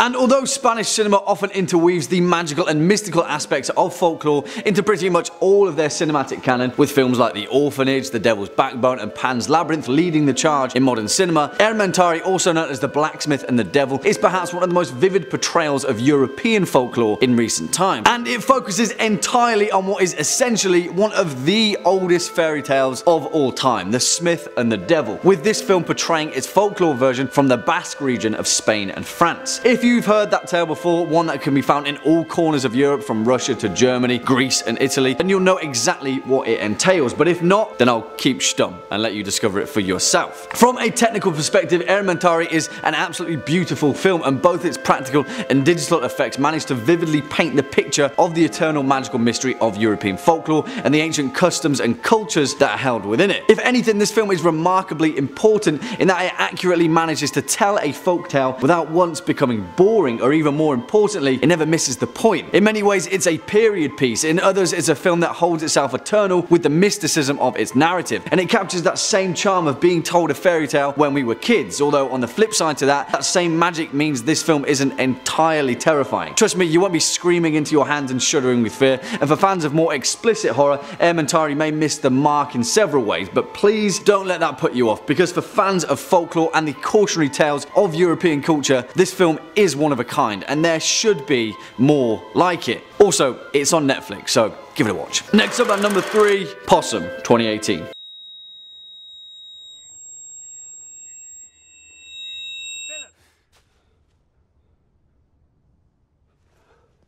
And now we're really talking. My word, this film is creepy. Now, let's segue things, because as a Brit, I've got to make a note that we do bleak, atmospheric isolation really, really well in cinema. It's our thing, you know? It's always raining, the sky is grey most of the time, and it has historically reflected so in film. Well, Possum is exactly that. And if you're not in the game of feeling deeply unsettled, I'd avoid this film, because I warn you, it's going to stick with you. Also, it was written and directed by the trailblazing Matthew Holness, who also made one of the greatest and weirdest British comedies ever, Garth Marenghi's Dark Place. Possum covers some tough themes, which bleed throughout the plot in a kind of atmospheric oppression. It stars Sean Harris, a fantastic British actor who plays the part of Philip, a disgraced children's puppeteer trying to piece his life back together while also confronting the demons of his past. And also, if you have a fear of the uncanny, puppets, mannequins, whatever, Possum will make you feel very, very scared. I don't want to ruin anything, but it has one of the most unsettling scenes I've seen in quite a while. You'll know it when you see it. Give it a watch. Swinging in at number 2, Ghost Stories, 2018. Please hold.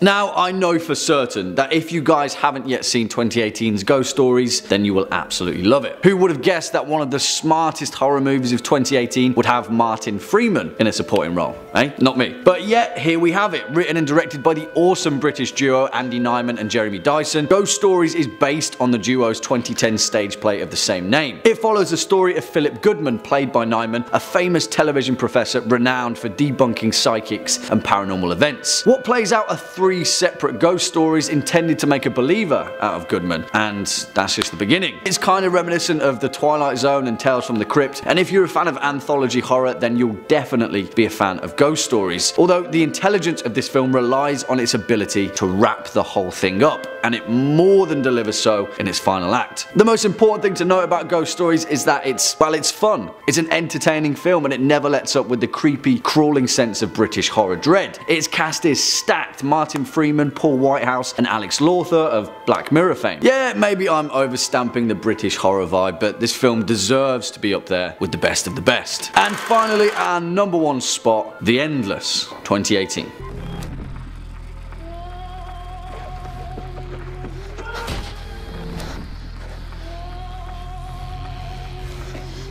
Seriously now, horror fans, this film is incredible. And when I say incredible, I mean that it's one of the smartest, freshest, most inventive pieces of horror cinema I've seen in a long, long time. If you're a fan of the themes that we tend to cover here at Top 5 Scary Videos, Lovecraftian literature, cosmic horror, the weird, perplexing realm of the occult and its mysteries, then you will find a home with The Endless. I will also go so far as to say this film is a horror masterpiece. There, we have it. The cat's out of the bag. Written and directed by Justin Benson and Aaron Moorhead, who also star in the film and so comprise the believable framing device that makes up the first curious steps into the film's increasingly bizarre plot. More than any film we featured on these lists, I don't want to spoil anything whatsoever with this film, so we'll leave it at that. But trust me, you'll have to watch it several times before you fully absorb its uneasy, perplexing nature. This film starts small and heads out into one of the most expansive journeys that horror cinema has been on in quite some time. And the whole thing was made on a shoestring budget. It just goes to show that with drive, originality, and boundless creativity, you can make a truly worthy horror film. Kicking off at number 5, Willow Creek, 2013. Crazy. Pets and people go missing all the time. I'll go in there myself. You can just stay here in town if you want. You believe any nut job out there that says Sasquatch is real? And for our first brush with folklore in horror cinema, we're heading over to North America with perhaps one of the most legendary paranormal creatures and sources of forestry urban legend, Bigfoot. And while you may think that Bigfoot has historically been more miss than hit in horror cinema, this film definitely has something to say about that. Written and directed by Bobcat Goldthwait in his first ever foray into horror cinema, Willow Creek is your standard indie found footage handheld horror about Bigfoot lore and is heavily influenced by the legendary Patterson-Gimlin footage of 1967. However, while on the surface this film definitely doesn't do anything new and it doesn't exactly break any new ground for horror cinema, as we step through the woods of Northern California, the folklore of the Sasquatch and Bigfoot has never been more real. Willow Creek tells the tale of Jim and his long-suffering girlfriend Kelly. Jim is a fanatic believer of Bigfoot lore and an avid amateur cryptozoologist in pursuit of the big hairy unknown. In classic found footage fashion, Jim's idea of a romantic getaway is to head into the Six Rivers National Forest and hopefully find the infamous dry sandbar deep in the woods where the Patterson-Gimlin footage was shot and film the whole thing along the way. It's a simple premise with a relatively simple interpretation of folklore. Bigfoot is just a giant hairy elusive humanoid that lives deep in the wild, right? Well, Willow Creek definitely believes that, but has a lot more to say about the implications of the unknown. I'll say no more because whilst this film is short and straightforward in its approach, it also packs in so much more and expands upon an already intriguing folklore. Also, mark my words, the last few frames of this film will make your hair stand on end in some way or another. Coming in at number 4, Borgman, 2013.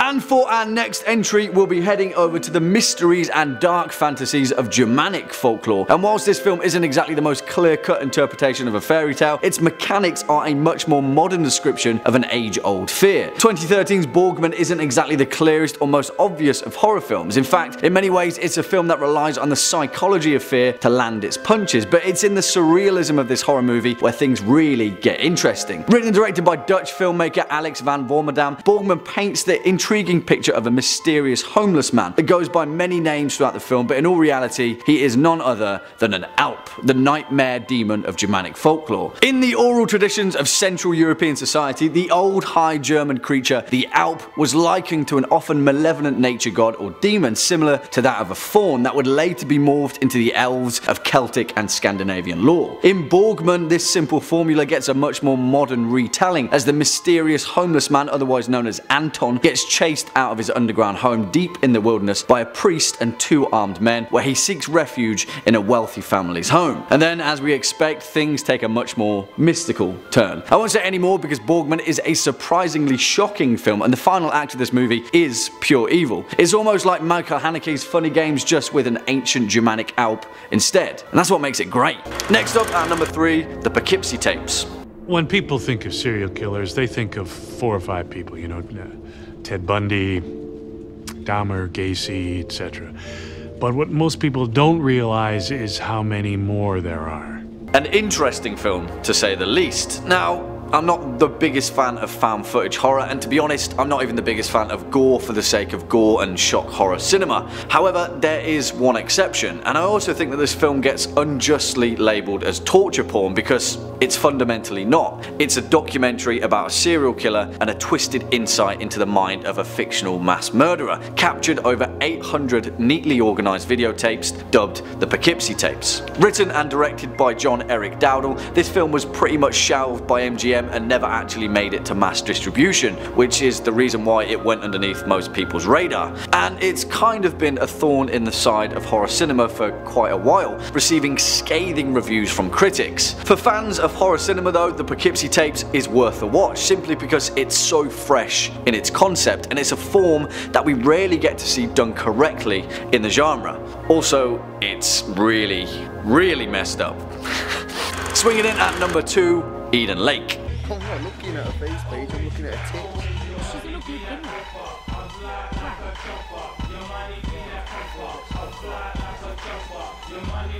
As far as British horror cinema goes, from one Brit to the wider world, I really can't recommend this film enough. If you haven't seen it, go and watch it, because for a movie with an incredibly simple, straightforward plot, Eden Lake really makes you care about the consequences of its final outcome. And that, in essence, is what makes it so horrifying, because the consequences are really rough. Also, it's got a youngish Michael Fassbender, so there's that. Released in 2008 and written and directed by James Watkins, Eden Lake tells a story of school teacher Jenny and her boyfriend Steve, played by Fassbender, as they take a quiet little vacation into the English countryside. Unfortunately for them though, there's a bunch of teenagers, and as we all know in horror cinema, one of those kids is bound to be a sociopath. Again, I don't want to spoil anything, so I'll leave it at that, but Eden Lake deals with some visceral themes, and the bleak level of violence creeps up on you quicker than a rabid Rottweiler. Definitely one that every horror fan needs in their repertoire. And finally, at our number 1 spot, The Autopsy of Jane Doe. When we start something, we finish it. You wanna leave? Leave.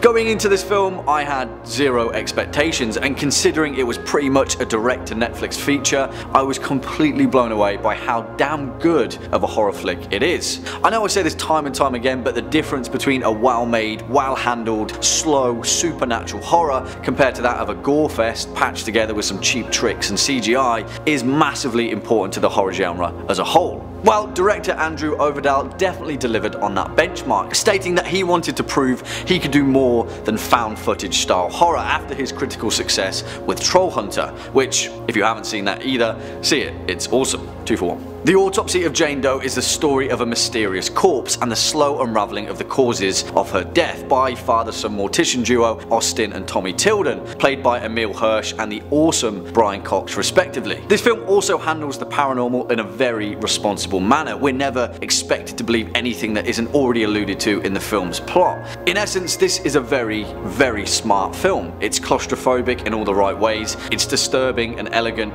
and it's a modern diamond in the rough for the genre. Honestly, give it a watch. Kicking off at number 5, Tåle, 2012. Elvis, jag ska ha hatten och böttor här inne.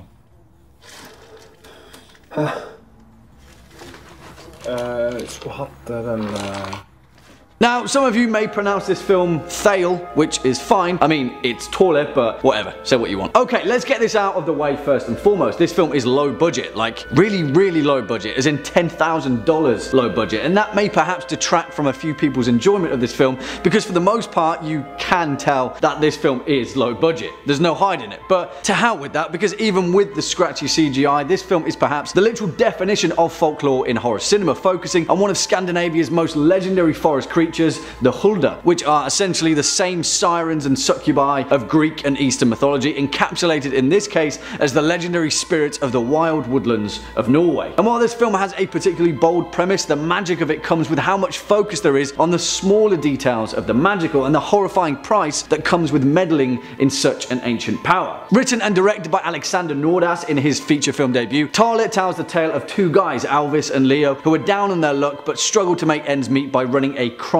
scene cleanup business. On one particularly gruesome job, they discover a strange, oddly humanoid creature hidden in a basement. A girl named Tåle, who despite the mystical nature of her being, has been imprisoned against her will and then subject to vile medical experiments and torture. Yeah, pretty bold premise, right? But that's what makes this film awesome. It's brave enough to essentially take what should be a found footage idea and slam it together with a fly on the wall approach to folklore in horror. This film isn't perfect by any means, but it stands on its own as one of the truest depictions of what horror can do when it picks apart the threads of cultural lore. Give it a watch. Coming in at number 4, Under the Shadow, 2016.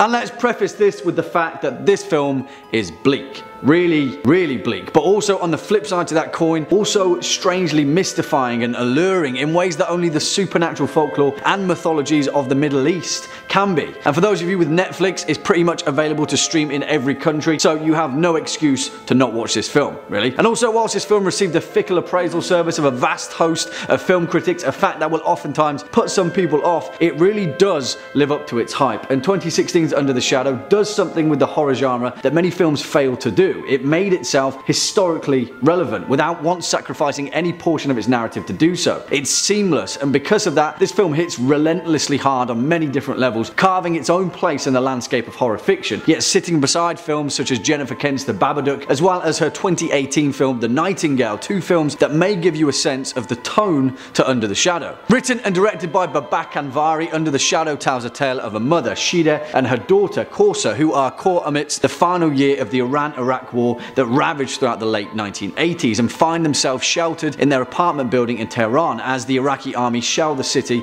with bombs and mortar fire, and her neighbouring residents slowly disappear amidst the chaos. Shida stands defiant though, whilst her husband, a doctor who has been drafted to the front line, pleads for her to leave. I won't say any more because part of the terrifying magic of this film comes with discovering the deep-rooted cautionary tale of its lore, but let me put it this way: Under the Shadow doesn't rely on jump scares to hit hard with its horror. In fact, its most unsettling scene involves a toy doll, but start to finish this film is eerie in ways not often found in cinema. This film comes from a dark place, and it offers an unrelenting insight into the horrors found in the hearts of men and monsters alike. Coming in at number 3, Traces of Death. Released in 1993 and directed by Damon Fox, Traces of Death is a Z-Movie Mondo shockumentary that consists of various scenes of stock footage depicting death and real scenes of violence. Unlike the movie Faces of Death, which included fake deaths and reenactments, Traces is for the most part real and consists of public domain footage depicting death and injury. As you would expect, the movie was met with rejection all across the globe, and in 2005 the BBFC refused to give the first film an age certificate, effectively banning it. They deemed the movie to have no journalistic, educational or other justifying content for the images shown, while also suggesting that the film could potentially breach the UK laws under the Obscene Publications Act. The entire series has been subject to confiscation by customs authorities in Australia, and according to the country's regulations, I quote, "They offend against the standards of morality, decency and propriety generally accepted by reasonable adults to the extent that they should not be imported." Honestly, this film is absolutely disgusting and should never be watched. Coming in at 2, Henry, Portrait of a Serial Killer. Released in 1986 and directed by John McNaughton, Henry, Portrait of a Serial Killer is a psychological horror about the random crime spree of a serial killer who seemingly operates with impunity. The film was, as expected, quite controversial. In the UK, the film has had a long and complex relationship with our friends the BBFC, with them refusing certification for many years. Now, the film's production company didn't even want to give the movie a theatrical release, which is a surprise, leaving the director to personally send out screener copies to critics in hopes of drumming up buzz. However, no one was willing, simply because the MPAA gave the movie an X rating, which at the time was mostly reserved for porno films. The film has heavy violence, which actually aided in the creation of the NC-17 rating, a distinction for movies with extreme content that don't quite cross the line into porn. But you may be asking, what happened to the film in Australia and New Zealand? Well, the film was originally outright banned by the film censor in 1992. A censored version was subsequently released on home video with cuts to the family massacre sequence, and was released on DVD in 2005. Look at the world. It's either you or them. You know what I mean. And finally, coming in at number 1, The Last House on the Left. Released in 1972 and directed by the legendary Wes Craven, The Last House on the Left is an exploitation horror film that revolves around 2 teenage girls who were taken into the woods and tortured by a gang of murderous thugs. Now, this movie was actually Craven's directorial debut and was loosely inspired by Ingmar Bergman's The Virgin Spring, and in turn received vicious censoring, resulting in it being banned in certain countries for decades. The film was explicit, particularly the torture scene, and therefore the United Kingdom refused a certificate for cinema release by the BBFC in 1974 due to the scenes of sadism and violence. The film was ultimately banned throughout the remainder of the 1980s and into the 1990s. However, after a series of major cuts, the movie is now available for viewing. That itself didn't happen until 2008. To top it off, no one even bothered to attempt to distribute it in Australia due to the monumental problems it would have caused. It actually wasn't even released down under until 2004. How crazy is that? The New York Times critics, Howard Thompson, even admitted to walking out after just 50 minutes of this sickening tripe. Fun fact for you all, when it was no longer banned, my parents bought it for me. Merry Christmas. Coming in at 5, I Spit on Your Grave. Released in 1979 and directed by Miyazaki, I Spit on Your Grave is a rape and revenge horror film that tells the story of Jennifer Hills, a writer based in New York City who exacts revenge on each of her tormentors after 4 men gang rape her and leave her for dead. The movie is a violent slice of horror that was unsurprisingly met with fierce opposition upon its release. Critics such as Roger Ebert refer to it as, I quote, a vile bag of garbage without a shred of artistic distinction, and attending it was one of the most depressing experiences of my life. He also went on to call it so sick, reprehensible and contemptible, and he could barely believe it existed. However, it wasn't just movie critics who hated the movie, entire countries did as well. Canada initially banned the film, however they later allowed individual provinces to decide if it would be allowed within their borders during the 1990s. The UK would only allow the movie to be released in censored form, meaning severe cuts, whereas countries such as Norway, Iceland and West Germany at the time banned it outright on the premise that it supported violence against women. However, stranger still, the movie was only banned in Australia 20 years after its release. The ban was rescinded in 2004, however, but not all countries were as lenient, with the film still remaining banned in Ireland to this day.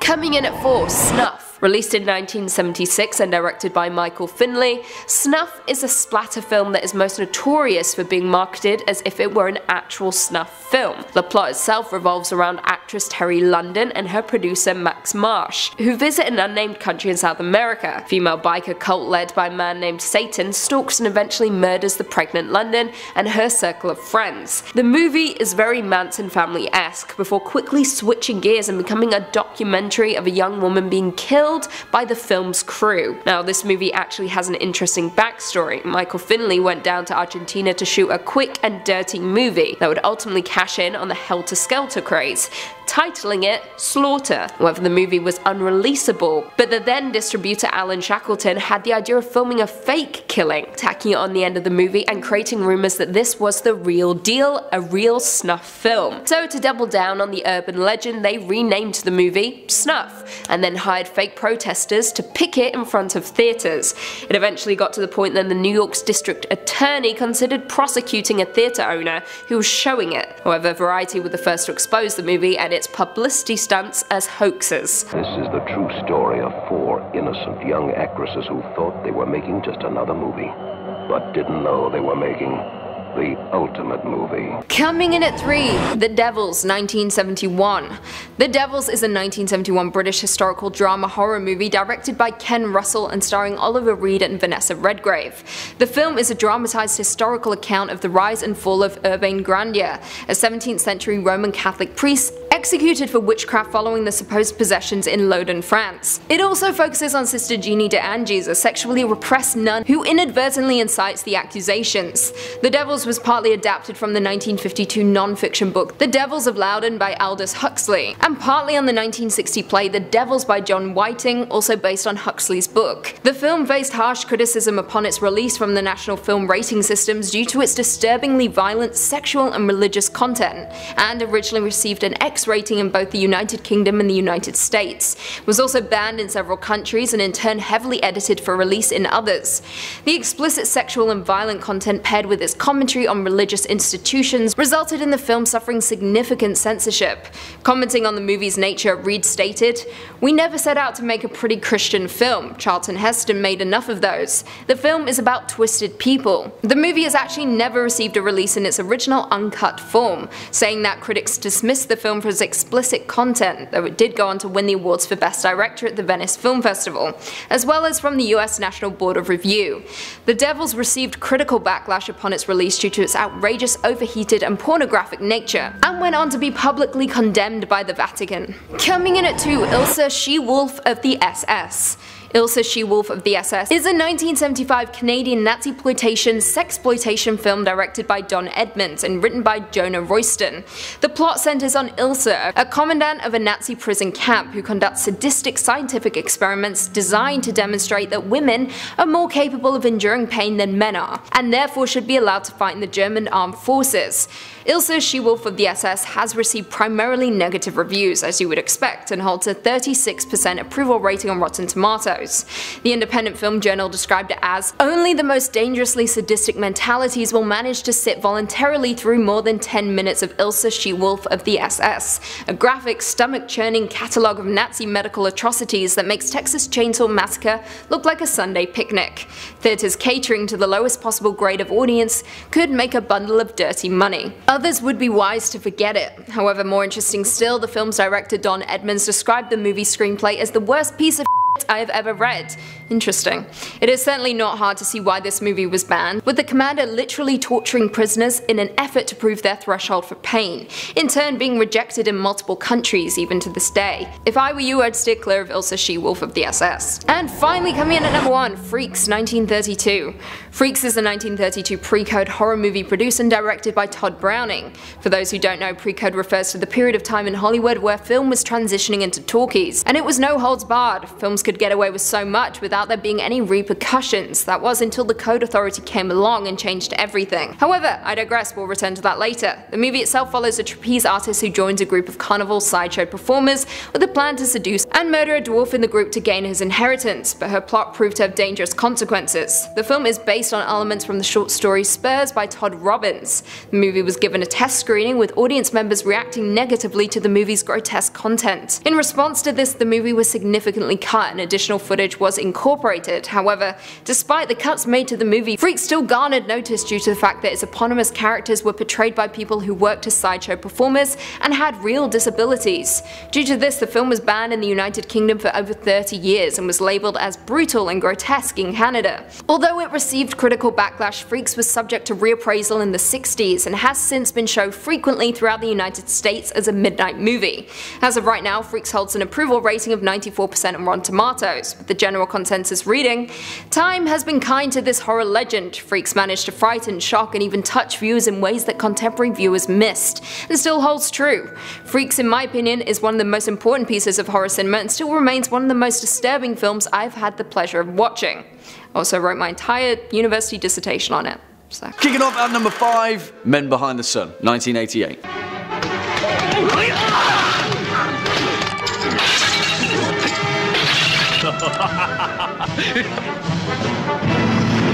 And to say that this film cut a little too close to the bone is putting it lightly, because it didn't. It straight up hacked an arm off. And while when you understand the controversies of the film's narrative, you can see exactly why. Men Behind the Sun is a 1988 exploitation horror film directed by T.F. Mao that graphically depicts the historical war atrocities committed by the Imperial Japanese Army at Unit 731 during the Second World War. It was the first ever film to be given a level 3 rating by the Hong Kong Censorship Board, although some dispute whether it should have even been rated at all. Because of its wildly graphic content, this film was just flat out banned by everyone and everything after its limited release. And although Mao claimed that he was trying to depict historical accuracy, that message kinda got shoved into a blender and buzzed down into a smoothie that missed the point. In fact, it caused so much outcry in Japan that T.F. Mao received numerous death threats years after its release. For the most part, that was down to an extremely controversial scene that Mao claimed was actual autopsy footage of a young boy, and another scene where a live cat appeared to be eaten alive by hundreds of frenzied rats, which were then later set on fire. Yeah, not too sure about this one. Coming in at number 4, Blood-Sucking Freaks, 1976.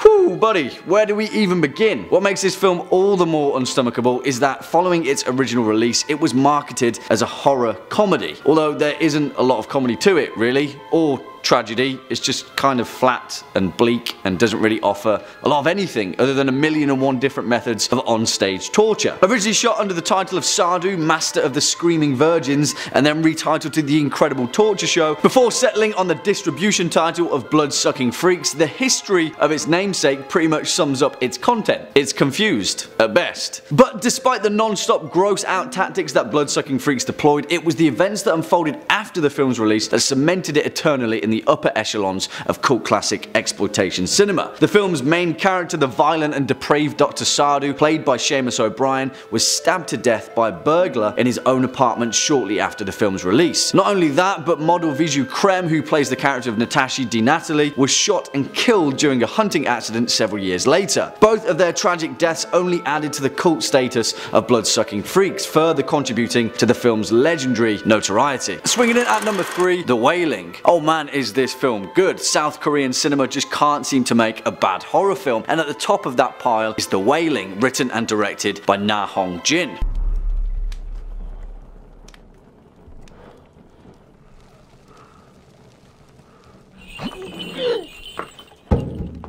In essence, this film is about spiritual belief and the inner conflict of the soul. It weaves differing, competing threads of spiritualism throughout. Shamanism, ritualistic sacrifice, and even Christianity. Boiled down further, good and evil, angels and demons. Which one ends up on top? Well, if you watch the film, you'll find an answer of your own. What you will find, though, is an occult masterpiece into the weird world of Korean folklore. This film does a pretty stand-up job at keeping you on edge throughout its lengthy 2.5-hour runtime, feeding you tiny scraps of narrative right up until the very end. Also, we haven't even talked about the murder, demon, zombies, or the exorcism, or the cave scene. Yeah, I really don't want to ruin this film for you if you haven't seen it, but take it from me, it's worth the nightmares. Coming in next at number 2, The Babadook.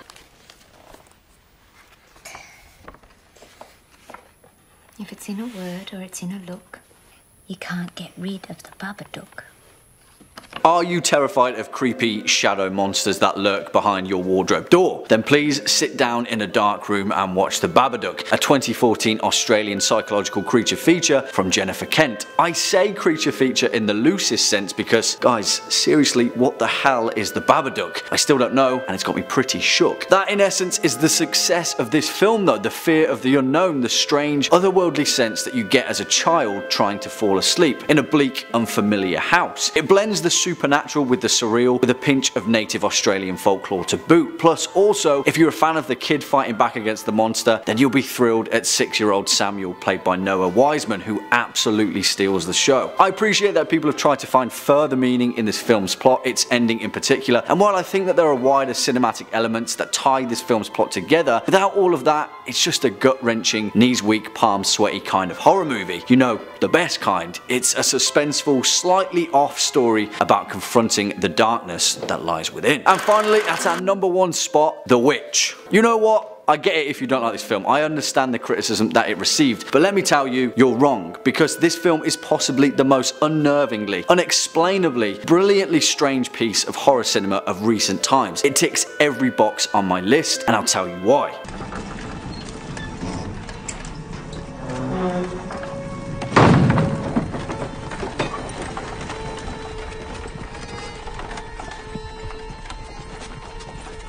This film is impossibly bleak. It plays like something forbidden, something that we just shouldn't be watching, a glimpse into the long forgotten world where the devil still reigns. It begins with the banishment of a New England family in the 16th century, where we briefly get a glimpse of colonial era society and a newly found North America, but that world is soon shut off, and all we're left with is the woods and the witch. Seriously, this film does so much with so little that it's testament to Robert Eggers, the director and writer, as this was his first debut film, and he's fastly becoming my favourite horror filmmaker, so keep your eye out on him. Again, I really don't want to spoil this film for you, but if you laugh at the idea of being terrified of a goat, then let me introduce you to Black Phillip.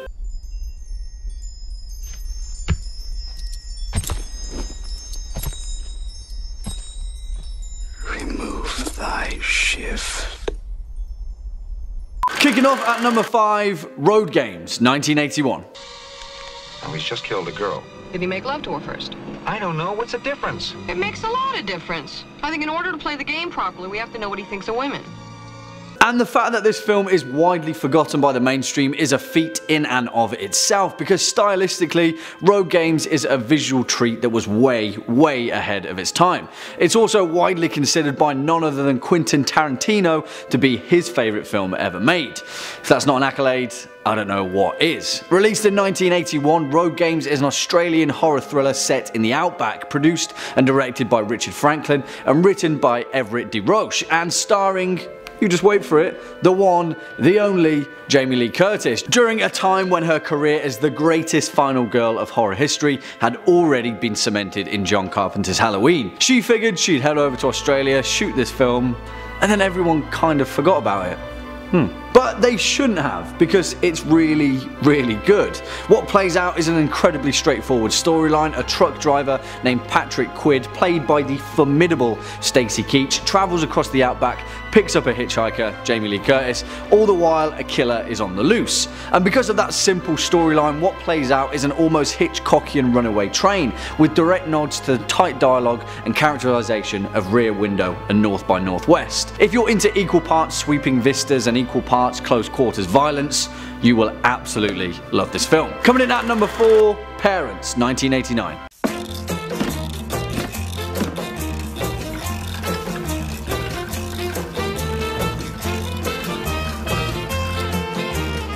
Alright, you'll either love this film or you'll hate it, because the very DNA of this film is divisive in nature, and it's a questionable subjective approach to confront what is essentially psychological child abuse with what is also essentially a throwback horror comedy. But for me, it works, and 1989's Parents is a gem of over-amplified yet endearing horror. Directed by Bob Balaban and written by Christopher Hawthorne, Parents tells the story of a 10-year-old kid named Michael and his parents Nick and Lily, who've just moved from Massachusetts to a new neighborhood in 1954 suburbia. Also, turns out that his parents are cannibals and they're in the habit of killing people, chopping them up and serving it to the poor kid, unbeknownst to him, in his spaghetti bolognese.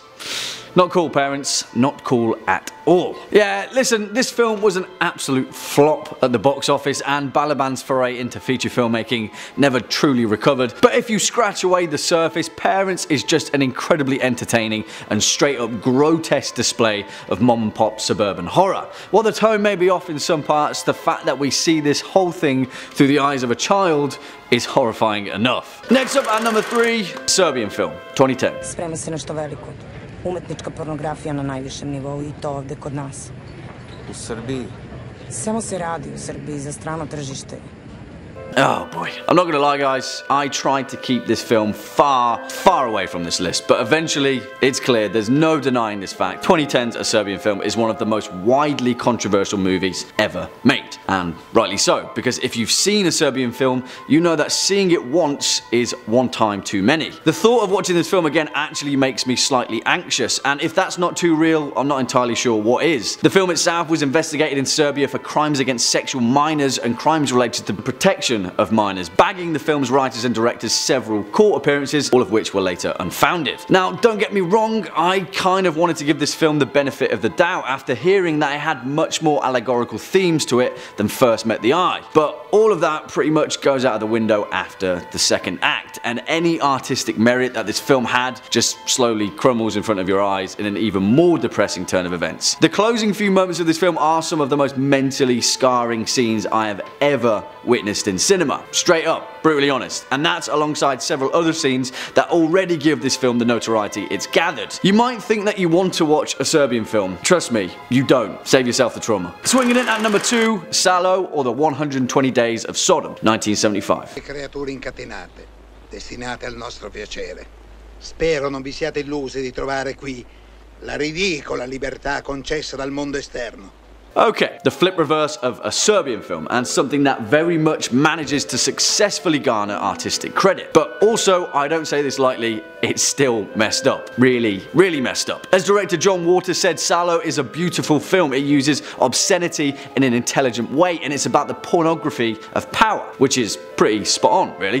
Written by Sergio Citti and directed by Pier Paolo Pasolini, Salo is loosely based on the book The 120 Days of Sodom by the Marquis de Sade. Yet this time it's set during World War II in the fascist Italian Republic of Salo, focusing on 4 wealthy, corrupt Italian politicians that kidnap 18 teenagers and subject them to months of physical, sexual and mental torture. It was the public reception of this film where things became far too real though, being immediately banned in several countries following an investigation of graphic scenes of abuse against actors thought to be younger than 18 years of age. After its first underground screening in England at the Old Compton Street Cinema Club in Soho, London in 1977, the premises were actually raided by the Metropolitan Police after a bootleg copy of the film had been seized. Stories like this were pretty much commonplace up until the early 90s, and in many ways Salo is perhaps one of the most controversial movies ever made. The weird fact that it's actually really good is exactly what Pasolini intended, I think. I hope. Yeah. And finally, coming in at number 1 spot, Faces of Death, 1978. And there aren't really many clips I could possibly show of 1978's Faces of Death without getting this particular top 5 scary video flagged on all parts of algorithmic no-nos. Because, wow, Faces of Death was so real in the sense that it was, for the most part, literal footage of people dying. Yeah. Although several of the human death scenes shown in Faces of Death, as well as a monkey being killed, are obvious fakes, Alan A. Apone, the special effects artist for the movie, claimed that around only 40% of the film is fake. The rest is genuine footage, and it's pretty harrowing stuff. Faces of Death is a curiosity piece. It was made with the purpose to shock and revolt its audience. But when we compare it to the majority of footage that is out there now on the internet, floating around, it isn't exactly anything new. In 1978 though, oh boy was this film the edgiest damn thing you could ever get your hands on. Yeah, I don't really have much more to say on this one. 104 minutes of people dying, most of it is very much real. It made $35 million at the box office. Yeah, Faces of Death.